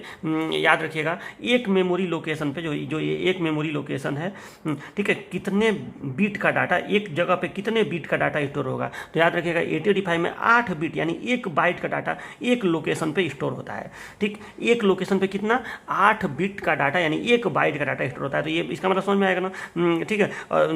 तो ये याद रखिएगा 8085 में जो मेमोरी होती है उसकी क्षमता 8 बिट यानी 1 बाइट की होती है। मतलब क्षमता का मतलब ये हो गया कि एक मेमोरी लोकेशन 8 बिट का डाटा स्टोर करेगा। इसी को हम लोग वर्ड साइज भी कहते हैं। मतलब आपसे कभी एमसीक्यू में पूछ दे कि 8085 का वर्ड साइज बताओ तो 8 बिट यानी 1 बाइट, ठीक है। एक वर्ड हो गया, यहाँ जो स्टोर होता है ना उसको हम लोग कहते हैं वर्ड। तो इसका वर्ड साइज 8 बिट का होता है, यानी 8 बिट का डाटा ये स्टोर करता है। उससे ज़्यादा का मेमोरी लगा दोगे तो ये काम नहीं करेगा, कम का लगा दोगे तो भी काम नहीं करेगा। सबका एक होता है कि इसी के लिए बनाया गया है, इसी मेमोरी के लिए बनाया गया है। तो इसका जो वर्ड साइज होता है वो 8 बिट का होता है। ये समझे ना इसका मतलब क्या हुआ। तो इतनी बात आपको समझ में आई, ठीक है, कि 8085 माइक्रो प्रोसेसर का हर एक जो मेमोरी लोकेशन होता है, हर एक मेमोरी लोकेशन वो 8 बिट का डाटा स्टोर करता है, ठीक। यानी 8 0 1 के कॉम्बिनेशन यहाँ पे स्टोर होते हैं। और अब सुनो, अब यहाँ पे आपको ये तो बात समझ में आया कि यहाँ पे जो एड्रेस है, जो हर एक लोकेशन का एड्रेस है, इसको जितना आप बड़ा रखेंगे उतने ज़्यादा मेमोरी लोकेशन तैयार होंगे। अगर आप 2 बिट का रखें तो केवल 4 लोकेशन, अगर आप 3 बिट का रखें तो केवल 8 लोकेशन, अगर आप 4 बिट का रखें तो केवल 16 लोकेशन, ऐसे आप समझ सकते हैं। तो जानते हो इतने कम लोकेशन से काम तुम्हारा चलेगा नहीं। तो असली में ये जो होता है माइक्रो प्रोसेसर, इसका जो मेमोरी लोकेशन होता है 8085 का, इसका जो एड्रेस होता है ये 16 बिट का होता है। यानी यहाँ पे जो पहला लोकेशन है इसका एड्रेस होगा 0000, इसका एड्रेस होगा 0000 0000 0000 चार 16 बार 00। अगले वाले का होगा 000000000000 और 0001, ठीक। यानी आप इसको हेक्साडेसिमल में लिखें तो पहले वाले का एड्रेस होगा 0000H, दूसरे वाले का एड्रेस होगा 00001H, तीसरे वाले का होगा 0010H, ठीक है। हेक्साडेसिमल में नहीं, हेक्साडेसिमल में होगा 0002H हो जाएगा। ये समझ रहे हो ना बात को, ठीक है। मतलब इस तरह से ये नंबर आगे चलता जाएगा और लास्ट में आपको पता है क्या आएगा, तो लास्ट में आएगा FFFFH, वो हेक्साडेसिमल नंबर है ना। मतलब लास्ट में जो ये 11111111111111 ये आएगा, ठीक है। तो इस तरह से मेमोरी लोकेशन जो है इस तरह से होता है। मतलब हर एक मेमोरी लोकेशन का जो एड्रेस है याद रखिएगा 16 बिट का होता है। अब देखो यही सब MCQ में बनता है कि एड्रेस कितने बिट का होता है, तो 16 बिट का, यानी 2 बाइट का एड्रेस, 2 बाइट का होता है यानी 16 बिट का। और डाटा हर एड्रेस पे कितने का स्टोर होता है, तो हर जगह डाटा स्टोर रहता है 1 बाइट का यानी 8 बिट का। 8 बिट का डाटा, 16 बिट का एड्रेस, एकदम इसको कंठस्थ रखो। 8085 का जो एड्रेस है वो 16 बिट का होता है और जो डाटा है मेमोरी में हर एक एड्रेस पे जो डाटा स्टोर होगा वो 8 बिट का होता है। इतनी चीज़ आपको क्लियर हुई। अब एक क्वेश्चन और बन सकता है कि अगर ये 16 बिट का एड्रेस है तो टोटल मेमोरी लोकेशन कितने होंगे या मेमोरी की क्षमता कितनी होगी। तो इसका जवाब सुनो क्या है, आप 2 पे घात 16 कर दीजिए और जानते हो इसको करोगे तो कितना आएगा। तो देखो 2 पे घात 16 करोगे तो ये आएगा 65,536, यानी टोटल ऐसे 65,536 मेमोरी लोकेशन होंगे। बात को समझिए, ठीक। और हर एक लोकेशन पे 1 बाइट का डाटा स्टोर है, यानी मेमोरी की क्षमता कितनी हो गई, इतना बाइट 65,536 बाइट, ठीक है। इतना बाइट हो गया। यानी 8085 का 2 क्वेश्चन बनेगा। एक तो 8085 में कितने मेमोरी लोकेशन होते हैं, तो 65,536 लोकेशन होते हैं। इसकी मेमोरी की क्षमता कितनी होती है, 65,536 बाइट होती है, क्योंकि हर एक लोकेशन पे 1 बाइट स्टोर है। ये बात समझ में आया, ठीक। अब एक चीज़ और, इसको इतने बड़े संख्या को बाइट में लिखने के बजाय किलो बाइट में लिख देना अच्छा रहेगा, ठीक है। किलो बाइट में आप लिख दीजिए। तो देखो असली में रूल ये होता है कि 1 किलो बाइट में 1024 बाइट होता है, 1024 बाइट, ठीक। जैसे आप सुनते हो ना 1 किलोग्राम में 1000 ग्राम, तो उसी तरह से 1 किलो बाइट में 1024 बाइट होता है। तो अगर आप इसमें 1024 से भाग देते हैं तो आपका अपने आप 1 किलो बाइट बन जाएगा, ठीक। तो इसको आप अगर 1024 से भाग दें तो ये आएगा 65, 65 किलो बाइट वो आएगा, आप करके देखिएगा। इसीलिए इसकी मेमोरी की क्षमता को हम लोग 60 कर लिख देते हैं। 65 नहीं आएगा, सॉरी 64 आएगा, ये सॉरी 64 किलो बाइट आएगा, ठीक है। और इसीलिए इसकी मेमोरी की क्षमता को हम लिख देते हैं शॉर्टकट में 64K। ये आपको कई जगह लिखा हुआ मिलेगा कि इसकी मेमोरी की क्षमता होती है 64K। के का मतलब किलो बाइट है, ये इसकी मेमोरी क्षमता होती है। अच्छा, इस क्षमता को निकालने का एक तरीका, मतलब एक जल्दी से तरीका आपको बता दे रहा हूँ। देखो जल्दी से तरीका ये है कि याद कर लो कि 2 पे घात 10 को, मतलब ये जो 2 पे घात 16 है, 2 पे घात 10 को याद कर लो कि हम लोग किलो बाइट कहते हैं। ये रट लो तो 2 पे घात 10 को किलो बाइट कहते हैं, क्योंकि 2 पे घात 10 आप करेंगे तो 1024 आएगा, आप करके देखिएगा। और 1024 ही तो 1024 बाइट ही तो 1 किलो बाइट होता है। तो याद कर लीजिए कि 2 पे घात 10 जो है वो किलो बाइट होता है। तो यहाँ 2 पे घात 16 है कि नहीं, तो 2 पे घात 16 को ऐसे कर लीजिए, 2 पे घात 10 इंटू 2 पे घात 6 कर सकते हैं कि नहीं। तो ये देखो 2 पे घात 10 किलो बाइट हो गया, यानी ये के हो गया के, और 2 पे घात 6 कितना हो गया, तो 2 पे घात 6 हो गया। आप करके देखिए, 2 गुणे 2 गुणे 2 गुणे 2 गुणे 2 गुणे 2, 2 दूना 4, दूना 8, दूना 16, दूना 32, दूना 64, तो ये 64 हो गया। तो इसका मतलब 64, और ये 2 पे घात 10 किलो बाइट होता है, यानी के होता है, तो 64K। तो जल्दी से निकालने का ये तरीका है कि अगर आपको, जैसे मान लो मैं आपसे पूछ दूँ, तुरंत जल्दी से बताइएगा आप, मान लो मैं पूछ दूँ कि एक मेमोरी है जिसका जो एड्रेस बस है वो 12 बिट का है, मान लो आपसे पूछ दूँ 12 बिट का है, तो बताओ इसका मेमोरी का, आप मेमोरी लोकेशन बता दीजिए कितने मेमोरी लोकेशन इसमें रहेंगे, ठीक है। तो आप कैसे निकालेंगे, तो आप तुरंत क्या करेंगे, 2 पे घात 12 कर देंगे, 2 पे घात 12 को ऐसे कर देंगे, 2 पे घात 10 इंटू 2 पे घात 2, ठीक। तो 2 पे घात 10 का मतलब क्या हुआ, किलो बाइट, और 2 पे घात 2 का मतलब 4, तो 4K, यानी मेमोरी की क्षमता हो गई 4K, ठीक। मतलब मेमोरी की क्षमता हो जाएगी 4K। इसका मतलब ये हुआ कि ये 4 किलो बाइट होगा, 4K का मतलब 4 किलो बाइट, लेकिन ये क्षमता तब होगी जब हर एक लोकेशन पे 1 बाइट स्टोर होता हो, याद रखिएगा। अगर हर एक लोकेशन पे 2 बाइट स्टोर होगा तो ये 8K हो जाएगा, ठीक है। क्योंकि बात को समझिए, यहाँ पे आप रियलिटी में जो 4K निकाले हैं, इसका मतलब है K, और इसका मतलब है किलो बाइट यानी K, और इसका मतलब है 4, तो 4 किलो बाइट हुआ यानी 4K हुआ, ठीक। तो ये 4 किलो बाइट ये तब होगा जब हर एक जगह पे कितने डाटा स्टोर होंगे, 1 बाइट का। लेकिन अगर हर जगह पे 2 बाइट स्टोर हो, मैंने 16 बिट स्टोर हो, तो वहाँ पे 8 बिट हो जाएगा, 8 की हो जाएगा। तो अब ये देख लीजिएगा, देखो इस पर क्वेश्चन आएगा, मैं पहले ही बता रहा हूँ कि आपको एड्रेस का बिट दे देगा और कहेगा कि बताओ मेमोरी की क्षमता बताओ। अगर हर एक लोकेशन पे 1 बाइट का डाटा स्टोर हो तो मेमोरी की क्षमता बताओ, 2 बाइट का डाटा स्टोर हो मेमोरी क्षमता बताओ। तो तुरंत आप उसको 2 पे घात 10 गुणे कर लीजिएगा, जो आएगा वो किलो बाइट में हो जाएगा। तब होगा जब हर जगह पे 1 बाइट स्टोर हो, 2 बाइट स्टोर हो तो आप उसको दुगुना कर दीजिएगा, 3 बाइट स्टोर हो तो 3 गुना कर दीजिएगा। ऐसे आप क्वेश्चन को तुरंत सॉल्व कर लेंगे। तो ये बात समझ में आया, मैं MCQ कराऊंगा, आपको दिखाऊंगा, तो ये समझ में आया। अच्छा, 2 पे घात 10 को हम लोग किलो बाइट कहते हैं, 2 पे घात 20 को हम लोग मेगा बाइट कहते हैं, 2 पे घात 30 को हम लोग गीगाबाइट कहते हैं। ये सब याद रखिएगा। जैसे मान लो आपको कहीं पे दे दिया कि बताओ 2 पे घात 32 में कितना गीगाबाइट होगा, आपको तुरंत निकालना हो तो देखो इसमें 2 पे घात 30 है और गुणे 2 पे घात 2 है, ठीक। तो 2 पे घात 30 का मतलब 1 गीगाबाइट, तो ये 1 गीगाबाइट हो गया, और ये कितना है 4 है, तो 4 गीगाबाइट। तुरंत पता चल गया कि 2 पे घात 32 मतलब 4 गीगाबाइट। मतलब किसी का अगर मेमोरी लोकेशन 32 बिट का हो, अगर ये 32 बिट का एड्रेस आप दें तो सोचो उस मेमोरी की जो क्षमता बन के आएगी। अगर हर जगह 1 बाइट का डाटा स्टोर होता हो तो मेमोरी की क्षमता 4 GB होगी। अगर हर जगह 2 बाइट का डाटा स्टोर होता हो तो मेमोरी की क्षमता 8 गीगाबाइट की होगी। समझे। तो देखो आ गया ना, जो आप लोग सुनते हैं 4 GB 8 GB, ये सब यही होता है। ये एड्रेस डिफाइन करता है, और ये हर एड्रेस पे स्टोर होने वाला डाटा डिफाइन करता है कि कितना वहाँ पे स्टोर होगा, ठीक। तो ये आपको मेमोरी का समझ में आया। तो देखो अब हम लोग कभी भी मेमोरी को इस तरह से बॉक्स बना के दिखाएंगे।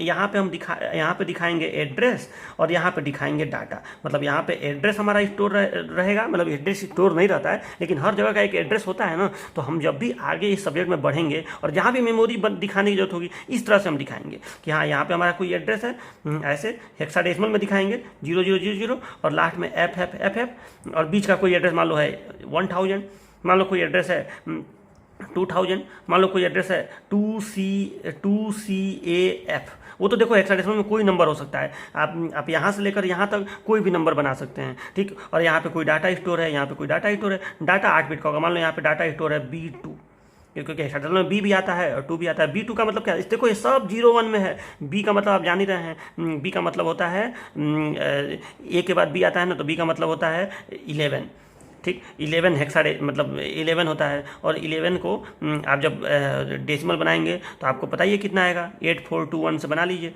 तो 8 2 10 1 11, तो ये हो गया 1011, तो 11 का हो गया 1011, ठीक है। तो मतलब यहाँ पे क्या स्टोर रहेगा, अगर B2 है तो 1011, और 2 का होता है 102 का होता है 0010, मतलब कहीं पे अगर B2 स्टोर है, मतलब इस तरह से 01 यहाँ पे 801 यहाँ पे स्टोर है। और उसका एड्रेस क्या है 2CAF, तो आप 2CAF का भी निकाल सकते हैं कि 16 बिट का एड्रेस क्या होगा, है सब 01 में, लेकिन हम लोग उसको हेक्साडेसिमल में लिख के थोड़ा सा कंफर्टेबल रहेंगे, ताकि इतना बड़ा बड़ा 01 ना लिखना पड़े। तो बात समझ में आया ना कि मेमोरी क्या होता है। तो देखो अब इसको आपको अपने कॉपी में शॉर्टकट में जितना मैं समझाया हूँ अपने समझने वाली भाषा में आपको लिख लेना है। कम से कम ये डायग्राम बना के अपना समझ लीजिएगा कि सर जी अभी क्या बताए हैं। ये जरूर याद रखिएगा कि एड्रेस बस 16 बिट का होता है 8085 में, और डाटा जो होता है, जो एड्रेस का बिट होता है वो 16 बिट का होता है, और डाटा 8 बिट का होता है, यानी ये 2 बाइट ये 1 बाइट।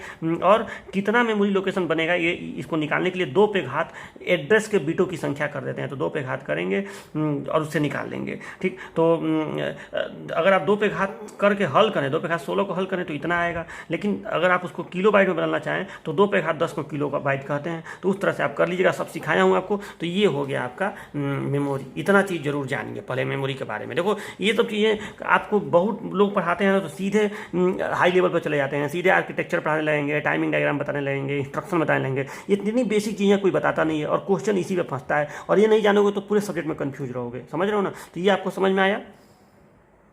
देखिए, तो मैंने आपको पहले ही बताया कि हमारा जो चैप्टर नंबर 1 है, जिसमें हम लोग माइक्रोप्रोसेसर का इंट्रोडक्शन पढ़ रहे थे, वो चैप्टर हमारा हो चुका है समाप्त सिलेबस के लिहाज से। लेकिन इस सब्जेक्ट को अच्छे से पढ़ने के लिए हमें बहुत सारी और चीज़ों की ज़रूरत है। जैसे खास करके मेमोरी के बारे में समझना जरूरी था, मैंने आपको मेमोरी के बारे में बताया, ठीक है। और MCQ भी और भी तरह तरह के इसमें बन सकते हैं, ठीक है। तो आपको अभी ये चीज़ जानना है, ठीक है। तो अच्छा, यहाँ पे मैं थोड़ा सा एक चीज़ बता दूँ, जैसा ये मैं जब इवोल्यूशन बता रहा था तो ये मैं इतना बताया था, ये नहीं बताया था। देखो अदर 8 बिट माइक्रोप्रोसेसर भी होते हैं, बने थे। सबसे पहले इंटेल ये बनाया था 1975 में, इंटेल 885। इसके बाद अन्य कंपनियों ने भी बनाया, जैसे एक कंपनी है जाइलॉग, तो जाइलॉग ने Z80 नाम का एक 8 बिट माइक्रोप्रोसेसर बनाया था। ये MCQ में आपसे पूछ सकते हैं सब, ठीक। मोटरोला कंपनी जो है, मोटरोला आप नाम सुने भी होंगे, उस कंपनी ने MC6800 नाम का एक माइक्रोप्रोसेसर बनाया था, ये भी 8 बिट माइक्रोप्रोसेसर था। अच्छा, बाद में इंटेल ने 1978 में 16 बिट का एक माइक्रोप्रोसेसर बनाया, इंटेल 8086। ये भी बहुत फेमस माइक्रोप्रोसेसर था, ठीक है। और उसके बाद से माइक्रोप्रोसेसर का विकास चलता रहा, एकदम चलता रहा। इस समय तो बहुत शक्तिशाली 64 बिट के और भी पावरफुल माइक्रोप्रोसेसर मार्केट में आ चुके हैं, ठीक है। तो ये सब बातें आप याद रखिएगा, वो सब तो मैं लिख भी दिया हूँ बोर्ड पे, नोट कर लीजिएगा कॉपी में। और मैं अब मेमोरी के बारे में आपको बता रहा था, ठीक है। तो और कुछ बातें मेमोरी के बारे में समझ लीजिए जो इस पूरे सब्जेक्ट में काम देंगी, MCQ में काम देंगी, ठीक है। तो देखो, मैंने बताया आपको कि मेमोरी में स्टोर होता है प्रोग्राम और डाटा। मैंने आपको प्रोग्राम और डाटा का मतलब समझाया, प्रोग्राम क्या है और डाटा क्या है, ठीक। और मेमोरी में कैसे स्टोर होता है ये भी आपको बताया, ठीक है। और मेमोरी का एक स्ट्रक्चर यहाँ पे मैं बनाया हूँ। यहाँ होगा डाटा 01 के रूप में 8 बिट का, और यहाँ होगा उसका एड्रेस 16 बिट का। ये आपको समझ में आया। यहाँ शुरुआत होगी 0000 से, लास्ट होगा FF पे। और डाटा का तो कोई भरोसा नहीं है, डाटा क्या रहेगा वो तो डिपेंड करेगा आपका फोटो कैसा है, आपका डॉक्यूमेंट कैसा है, गाना कौन सा है, उस पर डिपेंड करेगा। डाटा का कोई फिक्स नहीं है कि पहले वाले पे 00 ही रहेगा, ऐसा कुछ नहीं है, ठीक है। डाटा तो भाई रैंडम होता है, लेकिन एड्रेस फिक्स है कि ऊपर सबसे पहले 0000 और लास्ट में FF, ठीक है। तो ये फिक्स है। और ये है माइक्रो प्रोसेसर। मैंने आपको जो बेसिक कंप्यूटर का दिखाया था उसमें यही तो बताया था कि माइक्रो प्रोसेसर मेमोरी से आदान प्रदान करता है, उसमें मैंने आपको ये दिखाया था यहाँ पे, ठीक है। तो ये कैसे काम होता है थोड़ा सा इसको अभी समझो, ठीक है। यहाँ देखिए, सबसे पहले तो मैं आपको बेसिक चीज़ों के माध्यम से समझा रहा हूँ। देखिए, अगर आप माइक्रो प्रोसेसर से मान लो कि आपको जोड़ना है, जैसे आप समझ लीजिए कि आपको प्रोसेसर से जोड़ना है, तो जोड़ने का जो प्रोग्राम होगा अब माइक्रोप्रोसेसर को आप कैसे कहेंगे कि जोड़ो, आप माइक्रोप्रोसेसर को कैसे बोलेंगे कि भाई तुम इसको जोड़ दो, तो उसके लिए आपको जोड़ने का एक प्रोग्राम लिखना पड़ेगा। अब सुनो, माइक्रोप्रोसेसर के लिए वो प्रोग्राम जो है वो भी 0 1 के रूप में ही होता है। माइक्रोप्रोसेसर के लिए जो भी प्रोग्राम है वो सब 0 1 के रूप में रहता है, चाहे प्रोग्राम हो चाहे डाटा हो। लेकिन हम लोग उसे अपने भाषा में, चूंकि हम लोग 0 1 के रूप में तो प्रोग्राम को लिख नहीं सकते हैं, तो हम लोग उसे अपने भाषा में लिखते हैं। ठीक, अपने भाषा में लिखने का मतलब कि जैसे हम लोग अपना लैंग्वेज बना लेते हैं। जैसे आप लोग सुने होंगे असेंबली लैंग्वेज होता है, हाई लेवल लैंग्वेज होता है, आप लोग सुने होंगे C++, जावा, ये सब लैंग्वेजेज होते हैं। तो हम लोग प्रोग्राम को थोड़े अपने आसानी के लिए अपने भाषा में लिखते हैं। कंप्यूटर के लिए इस सिंबल का कोई मतलब नहीं है, प्लस का। कंप्यूटर इसको कुछ नहीं समझेगा, इसके पीछे जो 0 1 है उसको समझेगा। ठीक, तो मैं ये कहना चाहता हूँ आपसे कि जो 8085 माइक्रोप्रोसेसर होता है उसका प्रोग्राम हम लोग असेंबली लैंग्वेज में लिखते हैं। असेंबली लैंग्वेज एक स्पेशल लैंग्वेज होता है, ठीक है, इसको हम लोग लो लेवल लैंग्वेज भी कहते हैं। तो याद रखिएगा कि 8085 माइक्रोप्रोसेसर का प्रोग्राम हम लोग असेंबली लैंग्वेज में लिखते हैं। मतलब अगर आपको माइक्रोप्रोसेसर से जोड़ने का काम करवाना है तो उसके लिए ऐड लिखना पड़ेगा आपको ऐड, और ऐड के आगे आपको लिखना पड़ेगा B, अबे B, क्या है? तो देखो ये वेरिएबल्स हैं। जैसे अभी मैं आपको आगे चल के सब कुछ बताऊंगा। जैसे आपको जब जुड़वाना है कंप्यूटर से, तो आपको ये नहीं कहना पड़ेगा कि इस नंबर को इस नंबर में जोड़ दो, आपको वेरिएबल दे देना पड़ेगा कि B और C को आपस में जोड़ दो। अब वो B का मान आप बता देंगे कि B का मान ये है और C का मान ये है, लेकिन प्रोग्राम ऐसे लिखा जाता है कि इस B को C में जोड़ दो। एक वेरिएबल है B, एक वेरिएबल है C, और B को C में जोड़ दो। मतलब इसका मतलब हुआ add variable B into variable C। ठीक है, ये अभी मैं आपको आगे बताऊंगा कि ये असली में वेरिएबल जो होते हैं ये रजिस्टर्स होते हैं। अब वो सब देखो, अभी मैं बहुत डीप नहीं जा रहा हूँ। मैं बार बार कह रहा हूँ कि ये जो क्लास है लेक्चर 1, यहाँ पे बस आपका फाउंडेशन स्ट्रॉन्ग करना है। तो देखो मैं क्या बोल रहा हूँ कि अगर आपको माइक्रोप्रोसेसर से जुड़वाना है, 8085 से जोड़ का काम करना है, तो प्रोग्राम लिखना पड़ेगा असेंबली लैंग्वेज में। उस असेंबली लैंग्वेज का जो प्रोग्राम है वो आप ऐसे लिखेंगे, ऐड B, C, ये वेरिएबल्स हैं। अब B का मान कुछ होगा, C का मान कुछ होगा, ठीक है, 8-8 बिट का ही रहेगा, याद रखना। B और C जो भी रहेंगे 8-8 बिट के रहेंगे, उससे ज़्यादा न तो उससे ज़्यादा न तो उससे कम। तो इस तरह से माइक्रोप्रोसेसर को आप ऐड B, C जब देंगे तो उसको जोड़ने का काम करेगा। लेकिन माइक्रोप्रोसेसर के लिए इसका कोई मतलब नहीं है। अब होता क्या है कि इस इंस्ट्रक्शन का एक बाइनरी लैंग्वेज में, मतलब मशीन लैंग्वेज में या बाइनरी लैंग्वेज में इसका एक कोड होता है। जैसे मान लो कि इस इंस्ट्रक्शन का कोड है, सपोज डैट 0 1 0 1 1 0 1 1, मान लो, या चलो 1 0 1 0 में कर दे रहा हूँ। मतलब अगर आप इसको हेक्साडेसिमल में लिखें तो ये कितना हो जाएगा? 0 1 0 1 हो जाएगा, ये आपका 5 हो जाएगा, ठीक है। और ये हो जाएगा, ये कितना हो जाएगा? 1 0 1 0, ये 10 हो जाएगा, यानी A हो जाएगा, A, ठीक है। तो ये हेक्साडेसिमल में 5AH हो गया। मतलब हेक्साडेसिमल में इस इंस्ट्रक्शन का कोड है 5AH, लेकिन हेक्साडेसिमल में तो कुछ होता नहीं है, और रियलिटी में तो कंप्यूटर सारा काम इसमें होता है। तो इसका ये कोड हो गया 0 1 0 1 1 0 1 0, ठीक। अब ये कोड जो है कहीं ना कहीं इस मेमोरी में स्टोर होगा। मैंने पहले ही कहा कि प्रोग्राम और डाटा दोनों मेमोरी में स्टोर होते हैं। यानी इस इंस्ट्रक्शन का, जब आप ये इंस्ट्रक्शन देंगे ऐड B, C, तो उसका जो कोड होगा, इसका जो कोड होगा वो कहीं ना कहीं यहाँ पे स्टोर आपका मतलब रहता है, ठीक है। उसका कोड कहीं ना कहीं यहाँ पे स्टोर रहता है। इस कोड को हम लोग कहते हैं आप कोड कहते हैं, ऑपरेशन कोड, ठीक है। इस कोड का नाम याद कर लीजिए। यानी ऑपरेशन कोड, हर एक इंस्ट्रक्शन का बाइनरी लैंग्वेज में, बाइनरी नंबर में एक कोड होता है 8 बिट का एक कोड होता है, ठीक। अच्छा, इसको कौन कन्वर्ट करता है? जैसे आप ऐड B, C किए तो एक डिवाइस होता है जिसका नाम होता है, या डिवाइस ना कहो, एक ये भी प्रोग्राम ही होता है जिसका नाम होता है असेंबलर।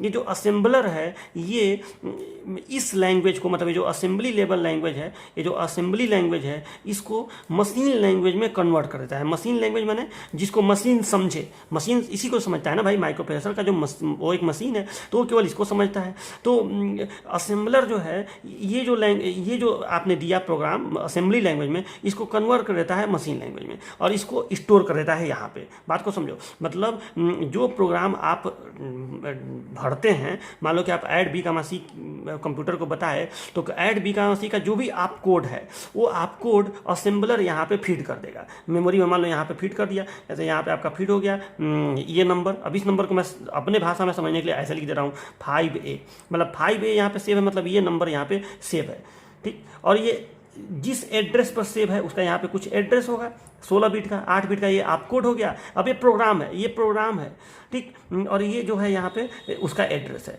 और डाटा भी मेमोरी में ही स्टोर होता है। डाटा मतलब जैसे बी और सी का जो मान होगा, बी और सी का, वो भी इसी में कहीं स्टोर रहेगा, ठीक। लेकिन अभी आप उतना डिटेल में मत जाइए, मैं ये कह रहा हूँ कि प्रोग्राम स्टोर होने का मतलब मैं समझा रहा हूँ। प्रोग्राम स्टोर होने का मतलब यही स्टोर होना, ये जैसे ऐड एक प्रोग्राम है तो उसका आप कोड ये है तो वो यहाँ स्टोर है, मतलब प्रोग्राम स्टोर है।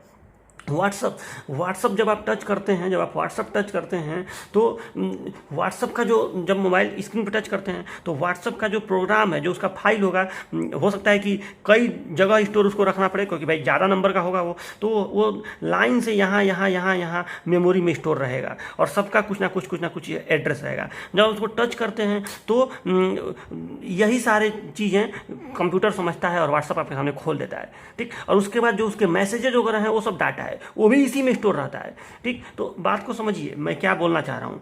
मैं ये बोलना चाह रहा हूँ कि जो भी आपका प्रोग्राम है हम लोग लिखते इस भाषा में 8085 में, असेंबली लैंग्वेज में। और असेंबलर जो है उसको, अब देखो ये भी एक MCQ में क्वेश्चन बन सकता है कि असेंबली लैंग्वेज को कौन मशीन लैंग्वेज में बदलता है, तो असेंबलर उसको इस लैंग्वेज में बदल के यहाँ भेज देता है मेमोरी में। वो मेमोरी में स्टोर रहता है, यानी मेमोरी में हर एक प्रोग्राम स्टोर रहता है, चाहे वो जोड़ने का हो। स्टोर होने का मतलब कि उसका जो आप कोड है वो स्टोर रहता है यहाँ पे। ये बात समझे? चलो तो इतनी बात आपको समझ में आई। अब तो अगली बात सुनो।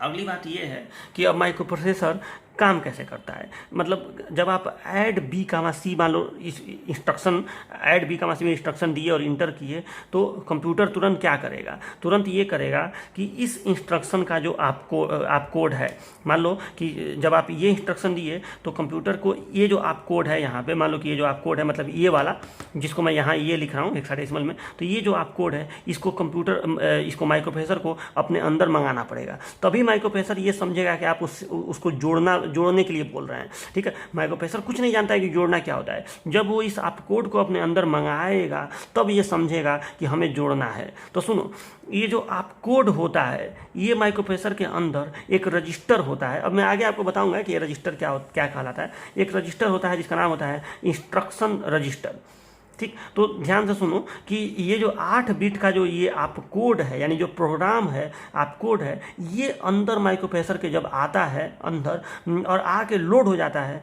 इस प्रक्रिया को हम लोग कहते हैं फेच। याद रखिए ये शब्द इंपॉर्टेंट है, फेच। फेच का मतलब कि जो किसी भी प्रोग्राम का, जो भी प्रोग्राम आप कंप्यूटर को बोले, उस प्रोग्राम का जो आप कोड है, हर प्रोग्राम का आप कोड होता है बाइनरी लेवल लैंग्वेज में, वो आप और मेमोरी में सेव रहता है। तो आप कोड जब माइक्रो प्रोसेसर के अंदर आके लोड हो जाता है इंस्ट्रक्शन रजिस्टर में, तो उसको हम लोग कहते हैं कि हमारा फेचिंग कंप्लीट हो गया। इस प्रक्रिया को हम लोग कहते हैं फेचिंग। इसको कहते हैं फेच साइकिल। ये हमारा फेच कंप्लीट हो गया। तो याद रखिएगा किसी भी इंस्ट्रक्शन, कोई भी इंस्ट्रक्शन जब भी आप रन करवाते हैं तो सबसे पहला स्टेप होता है फेच। सबसे पहला स्टेप, जैसे आप माइक्रो प्रोसेसर में, आप मोबाइल की स्क्रीन पर व्हाट्सअप टच किए तो सबसे पहला काम उसका जो भी आप कोड होगा वो प्रोसेसर में चला जाएगा। आप कोड मेमोरी में सेव रहेगा। देखो मोबाइल के अंदर ही एक चीज़ है, मोबाइल आप खोल के देखेंगे तो एक होता है प्रोसेसर, एक होता है मेमोरी। वो दोनों अलग अलग चीज़ हैं, याद रखिएगा। मेमोरी के अंदर सारा आप कोड या डाटा सब स्टोर रहता है। माइक्रो प्रोसेसर के अंदर इतनी क्षमता कहाँ है कि वो सारा चीज़ स्टोर करके रखेगा, लेकिन वो मंगा लेता है, ठीक है। तो जब आप व्हाट्सअप टच करते हैं तो मेमोरी से वो आप कोड को मंगा लेता है अपने अंदर। यही प्रक्रिया कहलाती है फेच।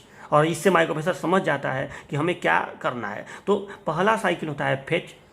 अच्छा, दूसरा साइकिल क्या होता है? किसी भी इंस्ट्रक्शन का पहला साइकिल होता है फेच, दूसरा साइकिल होता है डिकोड। अब ये डिकोड क्या होता है, जरा इसको समझो। डिकोड क्या होता है? देखो, बहुत लोग डिकोडर सुने होते हैं, डिकोडर, ठीक है। आप लोग डिकोडर पढ़े भी हैं डिजिटल इलेक्ट्रॉनिक्स में। तो डिकोड का मतलब बहुत लोग क्या समझते हैं कि बाइनरी को किसी भी डेसिमल नंबर को बाइनरी में बदलना। डिकोडर का मतलब लोग समझते हैं, नहीं, डिकोडर का मतलब लोग समझते हैं कि बाइनरी को डेसिमल में बदलना। ये डिकोडर का लोग मतलब समझते हैं। ठीक है, कि बाइनरी को डेसिमल में बदलना या डेसिमल को बाइनरी में बदलना, ये मतलब नहीं होता है डिकोडर का। देखो, डिकोडर का मतलब होता है जो आप कोड यहाँ पे आया है उसको समझना कि कंप्यूटर को क्या काम करना है। देखो अभी ये होता कैसे है, जैसे मैं आपको एक एग्जांपल देके आपको बता रहा हूँ। मान लो कि ये जो यहाँ पे सपोज दैट कि ये जो आप कोड यहाँ पे लोड हुआ है, अब सपोज दैट कि यहाँ पे जो आप कोड लोड हुआ है ये 2 बिट का है। मान लो कि 2 बिट का आप कोड है, तो यहाँ पे 2 बिट का आप कोड लोड हुआ। तो 2 बिट का जब आप कोड लोड हुआ तो माइक्रोप्रोसेसर इसको समझेगा कि उसको क्या काम करना है। अब या तो ये जोड़ने वाला आप कोड होगा, या तो घटाने वाला होगा, या तो गुणा करने वाला होगा, या तो भाग देने वाला होगा। तो अब यहाँ पे जो इंस्ट्रक्शन रजिस्टर है, इस इंस्ट्रक्शन रजिस्टर के आगे एक इंस्ट्रक्शन डिकोडर लगा रहेगा, इंस्ट्रक्शन डिकोडर। और इस इंस्ट्रक्शन डिकोडर से अलग अलग सर्किट में सप्लाई, मतलब ये डाटा चला जाएगा। एक रहेगा जोड़ने वाला सर्किट, एक रहेगा घटाने वाला सर्किट, एक रहेगा गुणा करने वाला सर्किट, एक रहेगा भाग देने वाला सर्किट। यानी add, addition, subtraction, multiplication, division, ये अलग अलग सर्किट्स हैं। ठीक, तो मान लो कि ये जो आप कोड है अगर वो 0 है, तो मान लो कि 0 का मतलब है ऐड। मान लो कि जब ये आप कोड 0 1 है तो उसका मतलब है सब्ट्रैक्ट। मान लो जब ये आप कोड है 1 0 तो इसका मतलब है मल्टीप्लिकेशन। मान लो जब ये आप कोड है 1 1 तो उसका मतलब है डिवीजन। तो अब कहने का मतलब ये है कि जब यहाँ पे कोई भी आप कोड आया तो उस आप कोड के लिए कोई एक स्पेशल पिन, इसका ये जो डिकोडर है इसका कोई स्पेशल पिन एक्टिवेट होगा। मतलब हर एक आप कोड के लिए कोई एक स्पेशल पिन ही यहाँ का एक्टिवेट होगा। मान लीजिए आप कोड है यहाँ पे 0 0 तो आपका एडिशन, ये पिन अगर एक्टिवेट हो गया मतलब ये जोड़ने वाले सर्किट को भेज देगा। मतलब जो भी डाटा है, जो भी मतलब माइक्रोप्रोसेसर को ये बता देगा कि जोड़ने वाला काम आपको करना है। बात समझ रहे हैं ना? तो इस चीज़ को समझिएगा कि जब भी कोई भी मतलब आप कोड जब माइक्रोप्रोसेसर के अंदर आता है तो वो आप कोड क्या करता है, वो आप कोड जब यहाँ पे आता है तो माइक्रोप्रोसेसर उसको समझता है। ये समझने की प्रक्रिया डिकोडिंग कहलाती है। लेकिन समझता कैसे है? तो जब वो आप कोड आके इंस्ट्रक्शन रजिस्टर में लोड होता है तो वो इंस्ट्रक्शन रजिस्टर से सीधे चला जाता है कहाँ पे? इंस्ट्रक्शन डिकोडर में। और इंस्ट्रक्शन डिकोडर में जब जाता है तो वहाँ पे अलग अलग सर्किट में अलग उसके आउटपुट पर अलग अलग सर्किटें जुड़ी होती हैं। हर एक आप कोड के लिए कोई एक स्पेशल पिन ही एक्टिवेट होता है। यही प्रक्रिया कहलाती है डिकोडिंग। कि मतलब कंप्यूटर समझ गया कि अगर आपने ये आप कोड दिया है, अगर आपने 0 0 दिया है, हालांकि आप कोड 8 बिट का होता है लेकिन मैं थोड़ा सा सिंपल रखने के लिए मैं 2 ही बिट का ले रहा हूँ। तो मान लो कि 0 0 के लिए एडिशन हो गया, 0 1 के लिए सब्ट्रैक्शन हो गया। तो जो भी आप कोड आप यहाँ पे दे रहे हैं उस आप कोड के लिए कोई स्पेशल पिन एक्टिवेट हो जाएगा और कंप्यूटर समझ जाएगा कि अच्छा ये पिन एक्टिवेट है, मतलब जोड़ने वाले सर्किट को चालू कर देगा। यानी जोड़ने वाले सर्किट को एक्टिवेट कर देगा। ये हो जाएगा, मतलब घटाने वाले को कर देगा। तो आप कोड जब यहाँ आया तो वो तो यहाँ पे आ गया, यानी फेचिंग हो गया। और फेचिंग होने के बाद तुरंत क्या हुआ? डिकोडिंग हुआ। डिकोडिंग का मतलब कंप्यूटर या माइक्रोप्रोसेसर ये समझा कि उसे क्या करना है। ठीक है, उसे एडिशन करना है, सब्ट्रैक्शन करना है, मल्टीप्लिकेशन करना है, डिवीजन करना है। ये प्रक्रिया कहलाती है डिकोडिंग। देखिए कंफ्यूज मत होइएगा, यहाँ डेसिमल को बाइनरी, बाइनरी को डेसिमल, उससे कोई मतलब नहीं होता है। डिकोड का मतलब होता है उस आप कोड को समझना कि क्या काम करना है। फेचिंग का मतलब आप कोड का अंदर आना, डिकोडिंग का मतलब उसको समझना। और लास्ट होता है एग्जीक्यूट। लास्ट काम करता है माइक्रोप्रोसेसर एग्जीक्यूट का। यानी कोई भी इंस्ट्रक्शन इन 3 स्टेप में होता है। मतलब सबसे पहले आप कोड अंदर आता है इंस्ट्रक्शन रजिस्टर में, वो चला जाता है इंस्ट्रक्शन डिकोडर में, वहाँ वो डिकोड होता है, मतलब कोई एक सर्किट एक्टिवेट हो जाता है। इसी को हम लोग कहेंगे कि माइक्रोप्रोसेसर समझता है कि उस आप कोड को लेकर क्या करना है, यानी किसी एक सर्किट को एक्टिवेट कर देता है। और जब वो सर्किट एक्टिवेट हो जाता है तो माइक्रोप्रोसेसर काम को अंजाम देता है। मतलब कोई भी एक सर्किट यहाँ एक्टिवेट हो गया तो अपना काम करेगा, वो जोड़ देगा, चाहे घटा देगा, चाहे जो भी करना है कर देगा। इस काम को हम लोग कहते हैं एग्जीक्यूट। ठीक है, एग्जीक्यूट करना। यानी कोई भी इंस्ट्रक्शन याद रखिएगा 3 स्टेप में कंप्लीट होता है। Fetch, decode, execute. सबसे पहला स्टेप हमेशा फेच होता है, उसके बाद डिकोड होता है, उसके बाद एग्जीक्यूट होता है। Fetch cycle, decode cycle, execute cycle, ये सारी बातें याद रखिएगा। ठीक, सबसे पहले फेच का मतलब आप कोड का मेमोरी से माइक्रोप्रोसेसर के अंदर आना, डिकोड का मतलब उस आप कोड को समझना, और एग्जीक्यूट का मतलब जो समझने के बाद जो भी उसको करना है उस काम को संपन्न करना। ये 3 स्टेप होते हैं। तो ये बात आपको समझ, इसीलिए ये जो ब्लॉक डायग्राम बनाया गया है, अब देखो बारीकी से समझिए कि मैंने क्या बोला कि जब भी आप कोई इंस्ट्रक्शन देते हैं, यहाँ पे ऐड दिए तो जब आप ऐड दिए यहाँ पे तो ये माइक्रोप्रोसेसर के अंदर गया तो माइक्रोप्रोसेसर तुरंत उसका आप कोड अपने अंदर मंगाएगा। आप व्हाट्सअप टच किए तो व्हाट्सअप टच किए तो तुरंत आपने बोला कि व्हाट्सअप खोलो, ये आपने माइक्रोप्रोसेसर को बोला, ठीक, तो वो तुरंत व्हाट्सअप का आप कोड अपने अंदर मंगाएगा। तो ये फेचिंग हो गया। फिर समझेगा कि आप क्या बोल रहे हैं, आप कोड का मतलब क्या हुआ, तो डिकोडिंग कर लिया और उसके बाद व्हाट्सअप खोल कर दिखा देगा, ठीक है। तो यानी यहाँ पे आप इंस्ट्रक्शन दिए कि जोड़ो, तो माइक्रोप्रोसेसर तुरंत जोड़ने का यहाँ मंगा लेगा, जोड़ने का जो आप कोड है, फेचिंग हो गया, उसको समझेगा कि जोड़ना है,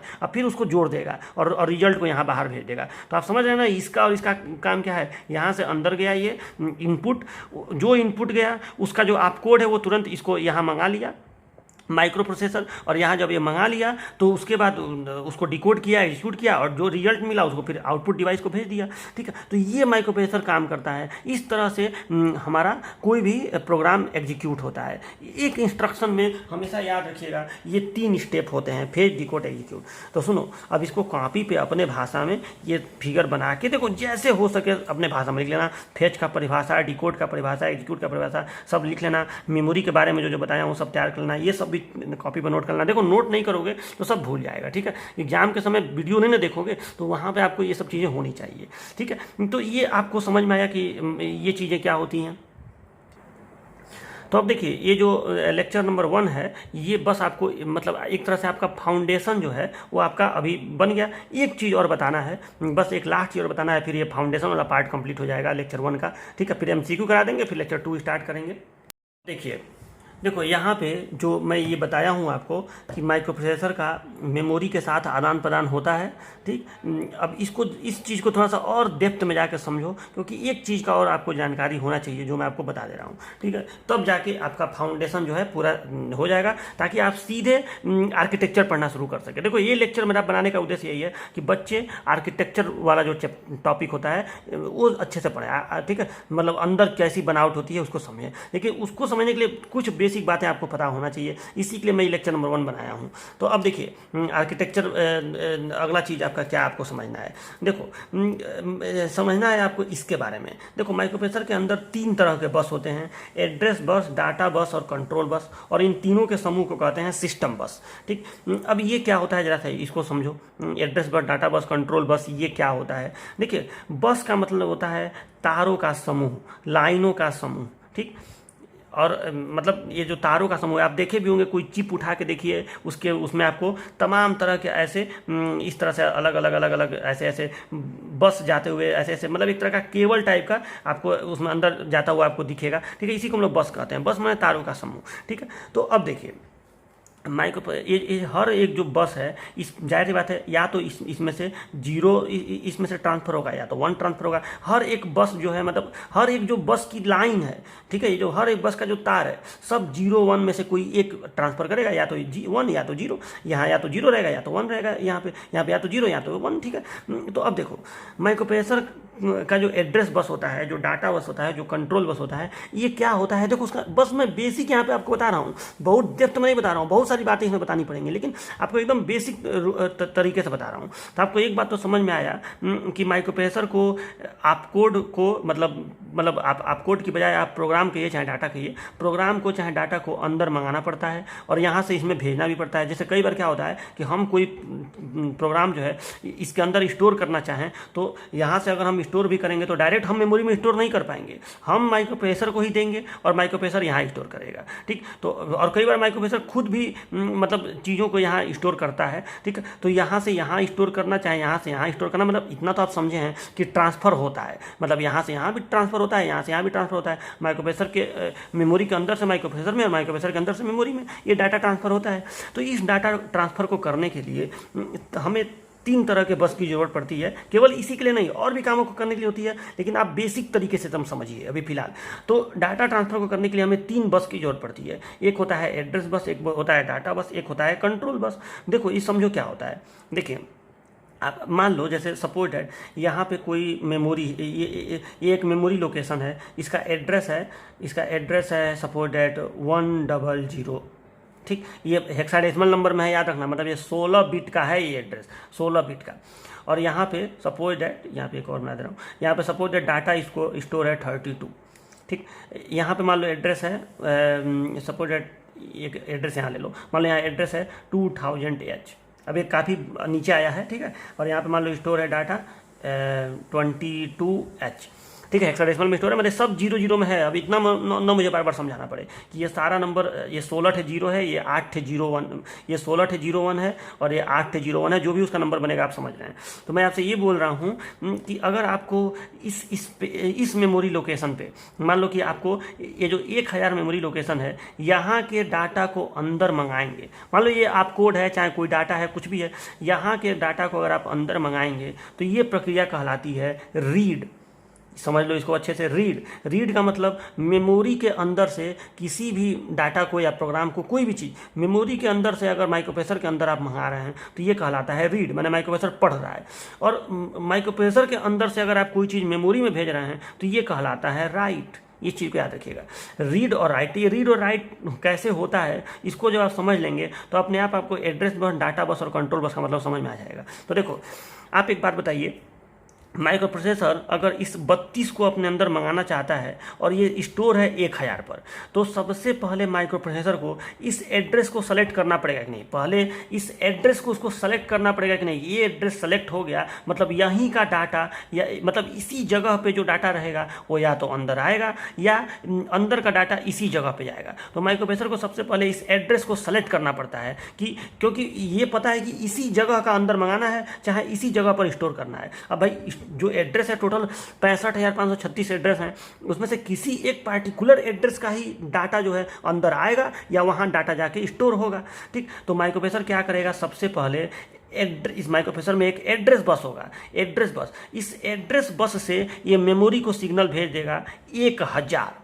यानी 1000 का मतलब क्या है, मान लो कि यही माइक्रोप्रोसेसर है, इसके अंदर से एड्रेस बस अगर ऐसे निकल रहा है तो एड्रेस बस के अंदर कितनी लाइनें होंगी, इसके अंदर 16 लाइनें होंगी, क्योंकि एड्रेस 16 बिट का होता है, तो इसके अंदर 16 लाइनें होंगी। अब इन 16 लाइन पे ये 1000 भेज देगा। 1000 भेजने का मतलब क्या कि 1 1 1 1, फिर 0 0 0 0, फिर 0 0 0 0, फिर 0 0 0 0, इतना ऐसे एक बाइनरी नंबर ये इस मेमोरी को भेज देगा। जब ये नंबर यहाँ मेमोरी के पास जाएगा तो ये तुरंत समझ जाएगा कि अच्छा यही एड्रेस हमें एक्टिवेट करना है, यानी जो भी डाटा ट्रांसफर होगा इसी से होगा या इसी में होगा। बात समझ रहे हो ना। यानी अब दो बातें आपको यहाँ पता चली कि माइक्रोप्रोसेसर के अंदर से एक बस निकलेगा जो मेमोरी तक जाएगा, इस बस को हम लोग कहेंगे एड्रेस बस, और ये कितने बिट का होगा तो ये 16 बिट का होगा।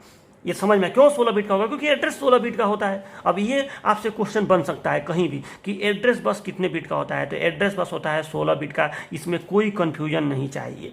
दूसरी बात कि एड्रेस बस हमेशा यूनिडायरेक्शनल होगा। ये बताओ, माइक्रो प्रोसेसर हमेशा मेमोरी को बताएगा ना कि तुम इस जगह से इस एड्रेस को सेलेक्ट करो, मतलब इस जगह का जो इस एड्रेस पे जो डाटा है उसको अंदर भेजो, चाहे इस जगह पे आप डाटा को मेरे अंदर से यहाँ भरिए, ठीक है। मतलब माइक्रोप्रोसेसर ने इसको एड्रेस देगा कि ये कभी माइक्रोप्रोसेसर को कहेगा कि मेरे इस एड्रेस का डाटा अपने अंदर ले लो, ऐसा होगा क्या कि मेमोरी खुद कहेगा कि हाँ मेरे इस वाले डाटा को अंदर। भाई ये तो माइक्रोप्रोसेसर का काम है ना, वो डिसाइड करेगा ना कि कहाँ के डाटा को कहाँ मंगाना है। तो हमेशा एड्रेस बस यूनिडायरेक्शनल होता है, ये कभी इसको एड्रेस नहीं भेज सकता है, एड्रेस हमेशा यही इसको भेजेगा, इसीलिए ये हमेशा यूनिडायरेक्शनल होता है, याद रखिएगा। एड्रेस बस हमेशा यूनिडायरेक्शनल। ये क्वेश्चन भी बन सकता है कितने बिट का होता है, 8085 का, 16 बिट का। अच्छा, अब डाटा बस देखो कितने बिट का होता है। तो देखो डाटा जो है ये यही चीज़ है, ये जो 32 है, मतलब ये जो 32 है या कोई भी डाटा है 8 बिट का होगा। और डाटा तो या तो अंदर, मतलब रियलिटी में ये डाटा बस यहाँ से, मतलब यहाँ पे जो 801 सेव रहेंगे, ये 801 आके इस पर आ जाएंगे, ये डाटा बस अंदर आ जाएंगे, और या तो ये कभी इस पे भी चला जाएगा। तो डाटा बस 8 बिट का होगा, क्योंकि डाटा 8 बिट का होता है। तो याद रखिएगा कि डाटा बस कितने बिट का, 8 बिट का। और ये क्या होगा, बाई डायरेक्शनल, क्योंकि डाटा तो अंदर आ भी सकता है और डाटा यहाँ भी जा सकता है, रीड भी हो सकता है, राइट भी हो सकता है। अब एक अलग बस आता है कंट्रोल बस। इसका काम जरा समझो कि कंट्रोल बस क्या होता है। तो देखो होता क्या है, जैसे मान लो, पूरा बात सुनिएगा, मान लीजिए कि आपको इस 32 को अंदर मंगाना है, ठीक। और आपको पता है कि 32 जो है, माइक्रोप्रोसेसर को पता है कि 32 जो है इस लोकेशन पे स्टोर है 1000 पे। तो माइक्रोप्रोसेसर तुरंत क्या करेगा कि सबसे पहले एड्रेस दे देगा 1000, ठीक है। तो सबसे पहला स्टेप हुआ कि उसने एड्रेस दिया मेमोरी को, ठीक, 16 बिट वाला यहाँ पे एड्रेस दिया। उसके बाद जब ये एड्रेस दे देगा तो ये लोकेशन सेलेक्ट हो गया, माने ये लोकेशन एक्टिवेट है। अब ये डाटा ट्रांसफ़र करने के लिए तैयार है, ठीक। लेकिन ये डाटा ट्रांसफ़र कब करेगा? जैसे मान लो कि माइक्रो प्रोसेसर को रीड करना है, रीड माने अंदर डाटा मंगाना है, तो अब होगा क्या कि ये डाटा ट्रांसफ़र कब करेगा? जब यहाँ से माइक्रो प्रोसेसर एक कंट्रोल सिग्नल इसको देगा। अब मतलब ये लोकेशन सेलेक्ट है, लेकिन तब ये डाटा भेजेगा जब माइक्रो प्रोसेसर इसको एक सिग्नल होता है जिसको हम लोग कहते हैं RD बार। अब ये सब बाद में आपको बताऊंगा मैं।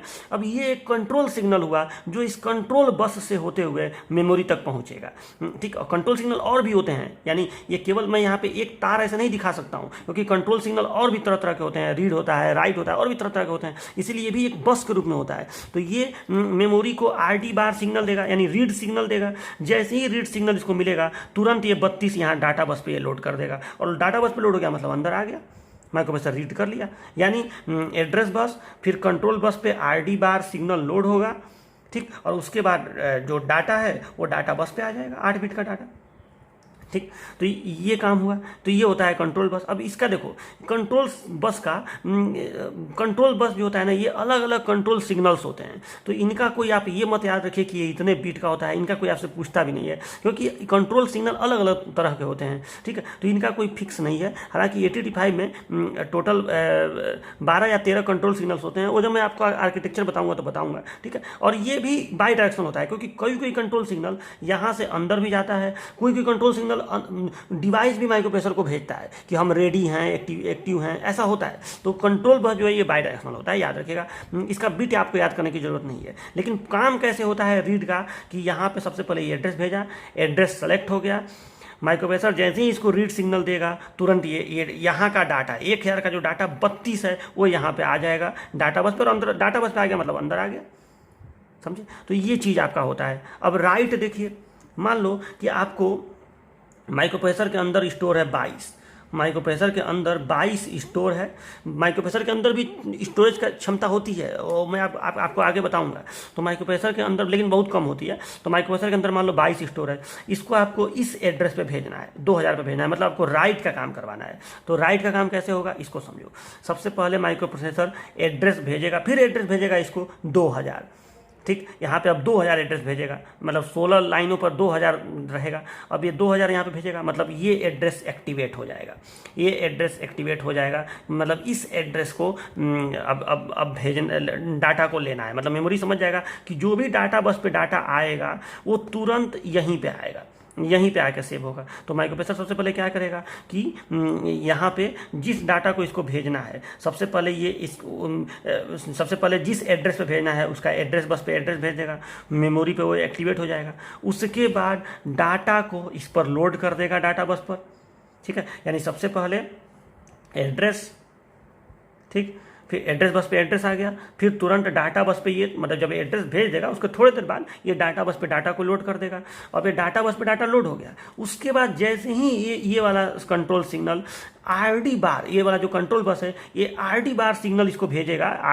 RD बार नहीं, WR बार सिग्नल होता है राइट के लिए। तो जैसे ही ये WR बार सिग्नल भेजेगा, मतलब इसके अंदर से एक सिग्नल निकलता है, वो भी 0-1 के रूप में ही होगा। मतलब अब यहाँ पे बार लगा है ना, बार का मतलब होता है कि ये लो एक्टिव सिग्नल है, मतलब ये 0 से एक्टिवेट होगा। तो माइक्रो प्रोसेसर के देखो, अभी मैं आपको माइक्रो प्रोसेसर का पिन डायग्राम वगैरह जब बताऊंगा तो बताऊंगा कि माइक्रो प्रोसेसर के अंदर से एक पिन निकलता है जिसका नाम होता है RD बार, एक पिन निकलता है जिसका नाम होता है WR बार। मतलब ये पिन जब 0 होगा मतलब एक्टिवेट हो गया, मतलब इस पिन से जब ये 0 सिग्नल इसको दे देगा मेमोरी को, तो ये तुरंत जो डाटा यहाँ पे आया है, मान लो यहाँ पे 22 आया है, उसको इसी लोकेशन पे लाके लोड कर देगा, क्योंकि यही एड्रेस यहाँ पे यही सेलेक्ट हुआ था। यानी सबसे पहले एड्रेस दिया, फिर डाटा बस पे डाटा लोड कर दिया, और जैसे ही WR बार सिग्नल यहाँ पे इसको मिलेगा तुरंत ये डाटा मेमोरी में स्टोर हो जाएगा, समझे। तो इस तरह से यहाँ पे काम होता है, बात को समझिए। सबसे पहले एड्रेस, फिर डाटा, फिर WR बार। अब देखो दोनों में थोड़ा सा अंतर देख लो, रीड में और राइट में दोनों थोड़ा सा अंतर है। रीड में पहले एड्रेस बस पे एड्रेस गया, ये सेलेक्ट हुआ, उसके बाद कंप्यूटर सिग्नल दिया RD बार, तो ये डाटा बस पे RD बार दिया, तो ये इस पर RD बार जब दिया तो ये डाटा बस पे आके लोड हो गया। यानी पहले एड्रेस, फिर सिग्नल RD बार, और फिर डाटा बस पे लोड हुआ। राइट ऑपरेशन में माइक्रोप्रोसेसर पहले एड्रेस देगा, दोनों में एड्रेस पहले देगा, लेकिन उसके बाद तुरंत ये डाटा बस पे डाटा लोड कर देगा। तो एड्रेस बस, डाटा बस और WR बार, और तब WR बार सिग्नल देगा तो ये डाटा यहाँ पे जाकर लोड हो जाएगा। यानी थोड़ा सा क्रम देखो, एड्रेस, सिग्नल, डाटा बस, एड्रेस, डाटा, सिग्नल। यानी रीड वाले में लास्ट में सिग्नल, और राइट वाले में लास्ट में सिग्नल, और रीड वाले में पहले सिग्नल फिर डाटा बस पे आएगा। अब देखो ये सब चीज़ें जो इतनी छोटी छोटी बातें हैं ना, ये आगे चल के बड़ी बड़ी बातें बन जाएंगी जब आप टाइमिंग डायग्राम वगैरह समझेंगे। ठीक है, इन्हीं सब चीज़ों से क्वेश्चन बनने लगता है। तो याद रखिए, सीक्वेंस याद रखिए। रीड ऑपरेशन में सबसे पहले माइक्रोप्रोसेसर इसको रीड देगा, इसको एड्रेस देगा, कोई एक एड्रेस सेलेक्ट हो जाएगा। उसके बाद यहाँ से RD बार सिग्नल देगा, वो सिग्नल रीड वाला सिग्नल देगा, वो सिग्नल पाते ही माइक्रोप्रोसेसर जिस एड्रेस को सेलेक्ट किया गया है उसका डाटा यहाँ लोड कर देगा, बात खत्म। राइट वाले में सबसे पहले माइक्रोप्रोसेसर एड्रेस देगा, जिस एड्रेस को देगा वो एड्रेस एक्टिवेट रहेगा डाटा को पाने के लिए। तुरंत माइक्रोप्रोसेसर उसके बाद ये एड्रेस देने के बाद माइक्रोप्रोसेसर यहाँ डाटा भेज भी देगा, और उसके बाद जैसे ही यहाँ पे RD बार सिग्नल्स को देगा, यहाँ का डाटा ये अंदर मंगा लेगा। समझे? तो ये सीक्वेंस होता है। अब देखो, अब आगे चल कर मैं आपको भी बताऊंगा कि एड्रेस बस और डाटा बस भी अलग अलग नहीं होता है। मैं आपको आगे बताऊंगा कि एड्रेस बस में जो 16 लाइनें होती हैं और इसमें जो 8 लाइनें होती हैं, तो इसकी 8 लाइनें और इसकी 8 लाइनें मिक्स करके प्रयोग की जाती हैं। क्योंकि आप ध्यान से सोचिए, जब एड्रेस बस अपना काम कर ले रहा है, उसके बाद ये इस बस का कोई काम नहीं है। एक बार ये मेमोरी को सेलेक्ट कर लिया, उसके बाद वो खाली है, तो क्यों ना उसी के 8 बिट का प्रयोग हम लोग डाटा बस के रूप में कर लें, जिससे पिनों की संख्या बच जाए। अब इसका 16 पिन अलग रखो। मान लो ये माइक्रोप्रोसेसर का चिप है, तो इस चिप में से 16 पिन अलग से निकालो एड्रेस का, और 8 पिन बाई डायरेक्शनल वाला डाटा का रखो, तो ये 24 पिन तो केवल एड्रेस डाटा का हो गया। तो हम लोग समझदारी ये करते हैं कि एड्रेस का ही 8 पिन डाटा बस बना लेते हैं। तो और ये सब मैं आपको आगे चल के बताऊंगा, अभी इस लेक्चर में उसकी जरूरत नहीं है। इसको टाइम मल्टीप्लेक्सिंग वगैरह बोलते हैं, तो ये सब मैं आपको आगे चल के बताऊंगा। तो ये रीड और राइट का आपको मतलब समझ में आया कि नहीं, बताइए। ठीक, तो चलिए, बेसिक कॉन्सेप्ट के लिए इतना बहुत है। अभी ये लेक्चर जो है आने वाले लेक्चर्स के लिए फाउंडेशन का काम करेगा, तो इतना आप ठीक है। अब इसके बाद आप आर्किटेक्चर पढ़ेंगे नेक्स्ट लेक्चर में, और अभी मैं जो पढ़ाया हूँ उतने का MCQ आपको करा दे रहा हूँ। इसको नोट कर लीजिएगा, जो भी आपको समझ में आए अच्छे से नोट कर लीजिएगा। देखिए, अब कुछ MCQ देखिए यहाँ पे क्वेश्चन लिखा हुआ है, ए 16 bit memory address register can address memory location of. मतलब अगर मेमोरी का एड्रेस जो है वो 16 बिट का हो, तो वो कितने मेमोरी लोकेशन को एड्रेस कर पाएगा? तो इसका जवाब होगा 64K। मैं बताया हूँ ना, 65,536 एड्रेस को वो कर पाएगा। 65,536, तो उसमें 64K आता है। यहाँ पे आप 2 पे घात 16 करेंगे। कैसे हल करेंगे इसको? 2 पे घात 16 करेंगे, तो 2 पे घात 16 का मतलब 2 पे घात 10 इंटू 2 पे घात 6। तो 2 पे घात 10 को हम लोग कहते हैं K, और 2 पे घात 6 को कहेंगे 64। तो 64K इतने मेमोरी लोकेशन होंगे। और मेमोरी की क्षमता कितनी होगी? तो अगर हर एक लोकेशन पे 1 बाइट का है तो इतनी ही क्षमता हो जाएगी, 64K हो जाएगा। हाँ, अगर 2 बाइट का है तो 128 किलोबाइट क्षमता हो जाएगी, 128K हो जाएगा। तो देखना पड़ेगा, वो दिया नहीं है इसमें, बस मेमोरी लोकेशन पूछा है, तो 64K। चलिए, यहाँ एक क्वेश्चन देखिए, ये memory system has total of 8 memory chips with 12 address line and 4 data lines, the size of memory system is. ठीक है, एक मेमोरी सिस्टम है जिसमें टोटल 8 चिप है मेमोरी की, चलो ठीक है, और हर चिप में 12 एड्रेस लाइन है। देखो, 12 एड्रेस लाइन है और 4 डाटा लाइन है। तो ये बताओ, 12 एड्रेस लाइन यानी आप पहले ये पता कर लीजिए कि कितने मेमोरी लोकेशन होंगे। और सुनो, 4 डाटा लाइन है, यानी डाटा की जो लाइन है वो केवल 4 हैं। ये ध्यान दीजिएगा, मतलब दिमाग थोड़ा सा लगाना है। 4 लाइन का मतलब 8 लाइन होता है तो 1 बाइट होता है, 8 लाइन होता है तो 1 बाइट होता है। ठीक है, लेकिन यहाँ पे 4 ही लाइन है, मतलब एक जगह पे केवल आधा बाइट ही, भाई आधा बाइट हो गया ना। 8 बाइट का 8 बिट का 1 बाइट होता है। यानी अगर बात को समझिए, देखो कह रहा है कि एक मेमोरी सिस्टम है जिसमें 8 चिप्स हैं। यहाँ देखिएगा, ठीक है, एक सेकंड इधर लिख दे रहा हूँ, ये मैं कुछ इधर पेज पे लिखा हुआ था। ठीक है, यहाँ देखिए,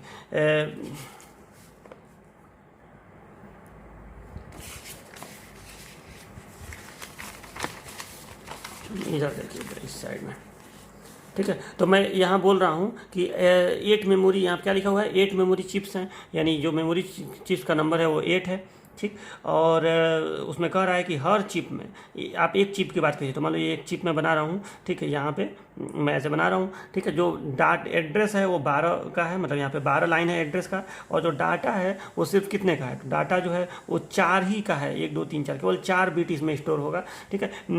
मतलब 8 बिट नहीं स्टोर होगा, केवल 4 डाटा लाइनें हैं। लाइन का मतलब वही चीज़ हो गया, 12 एड्रेस लाइन हो गया, मतलब एड्रेस के 12 लाइन्स हो गया, मतलब 12 बिट का एड्रेस है, एड्रेस 12 बिट का है, और डाटा कितने बिट का है, 4 बिट का है, ठीक। और 4 बिट का मतलब 8 बिट होता तो 1 बाइट हो जाता, मतलब आधा बाइट, ये समझिएगा। तो आपसे मेमोरी का क्षमता पूछ रहा है, पूरे मेमोरी सिस्टम का। तो पहले आप उसमें 8 चिप हैं, पहले एक चिप का तो निकाल लीजिए। तो देखो आप पहले ये निकालिए कि अगर 12 बिट का एड्रेस है तो कितना टोटल मेमोरी लोकेशन आएगा। तो 2 पे घात 12, 2 पे घात 12 का मतलब 2 पे घात 10 इंटू 2 पे घात 2, और 2 पे घात 10 का मतलब किलो, और 2 पे घात 2 का मतलब 4, तो 4 किलो बाइट, या 4 के आप कह सकते हैं, 4 किलो बाइट जो है ये मेमोरी लोकेशन हुए।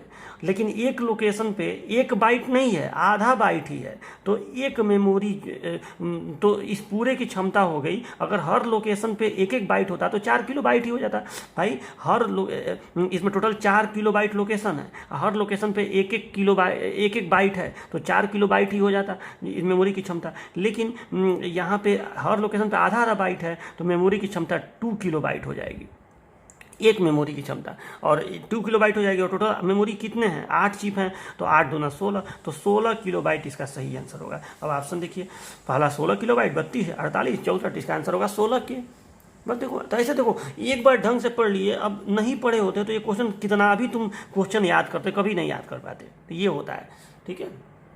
देखिए ये क्वेश्चन देखिए, number of address lines necessary to connect 8K memory chip, ठीक। अगर 8K का मेमोरी चिप है तो कितने एड्रेस लाइन्स होंगे चाहिए उसको, उसके लिए 8K का है। तो 8K का मतलब आप 8K को ऐसे लिखिए, और 8K का मतलब ऐसे लिखिए, 8K को आप लिख सकते हैं 2 पे घात 10 इंटू 2 पे घात 3 लिख सकते हैं ना। तो 2 पे घात 10 और 2 पे घात 3 यानी 2 पे घात 13, और जो ये घात होता है 2 पर, वही एड्रेस लाइन की संख्या होती है, तो 13 लाइन्स चाहिए। देखो ऑप्शन देखो, 13 तुरंत आ गया, समझे बात को।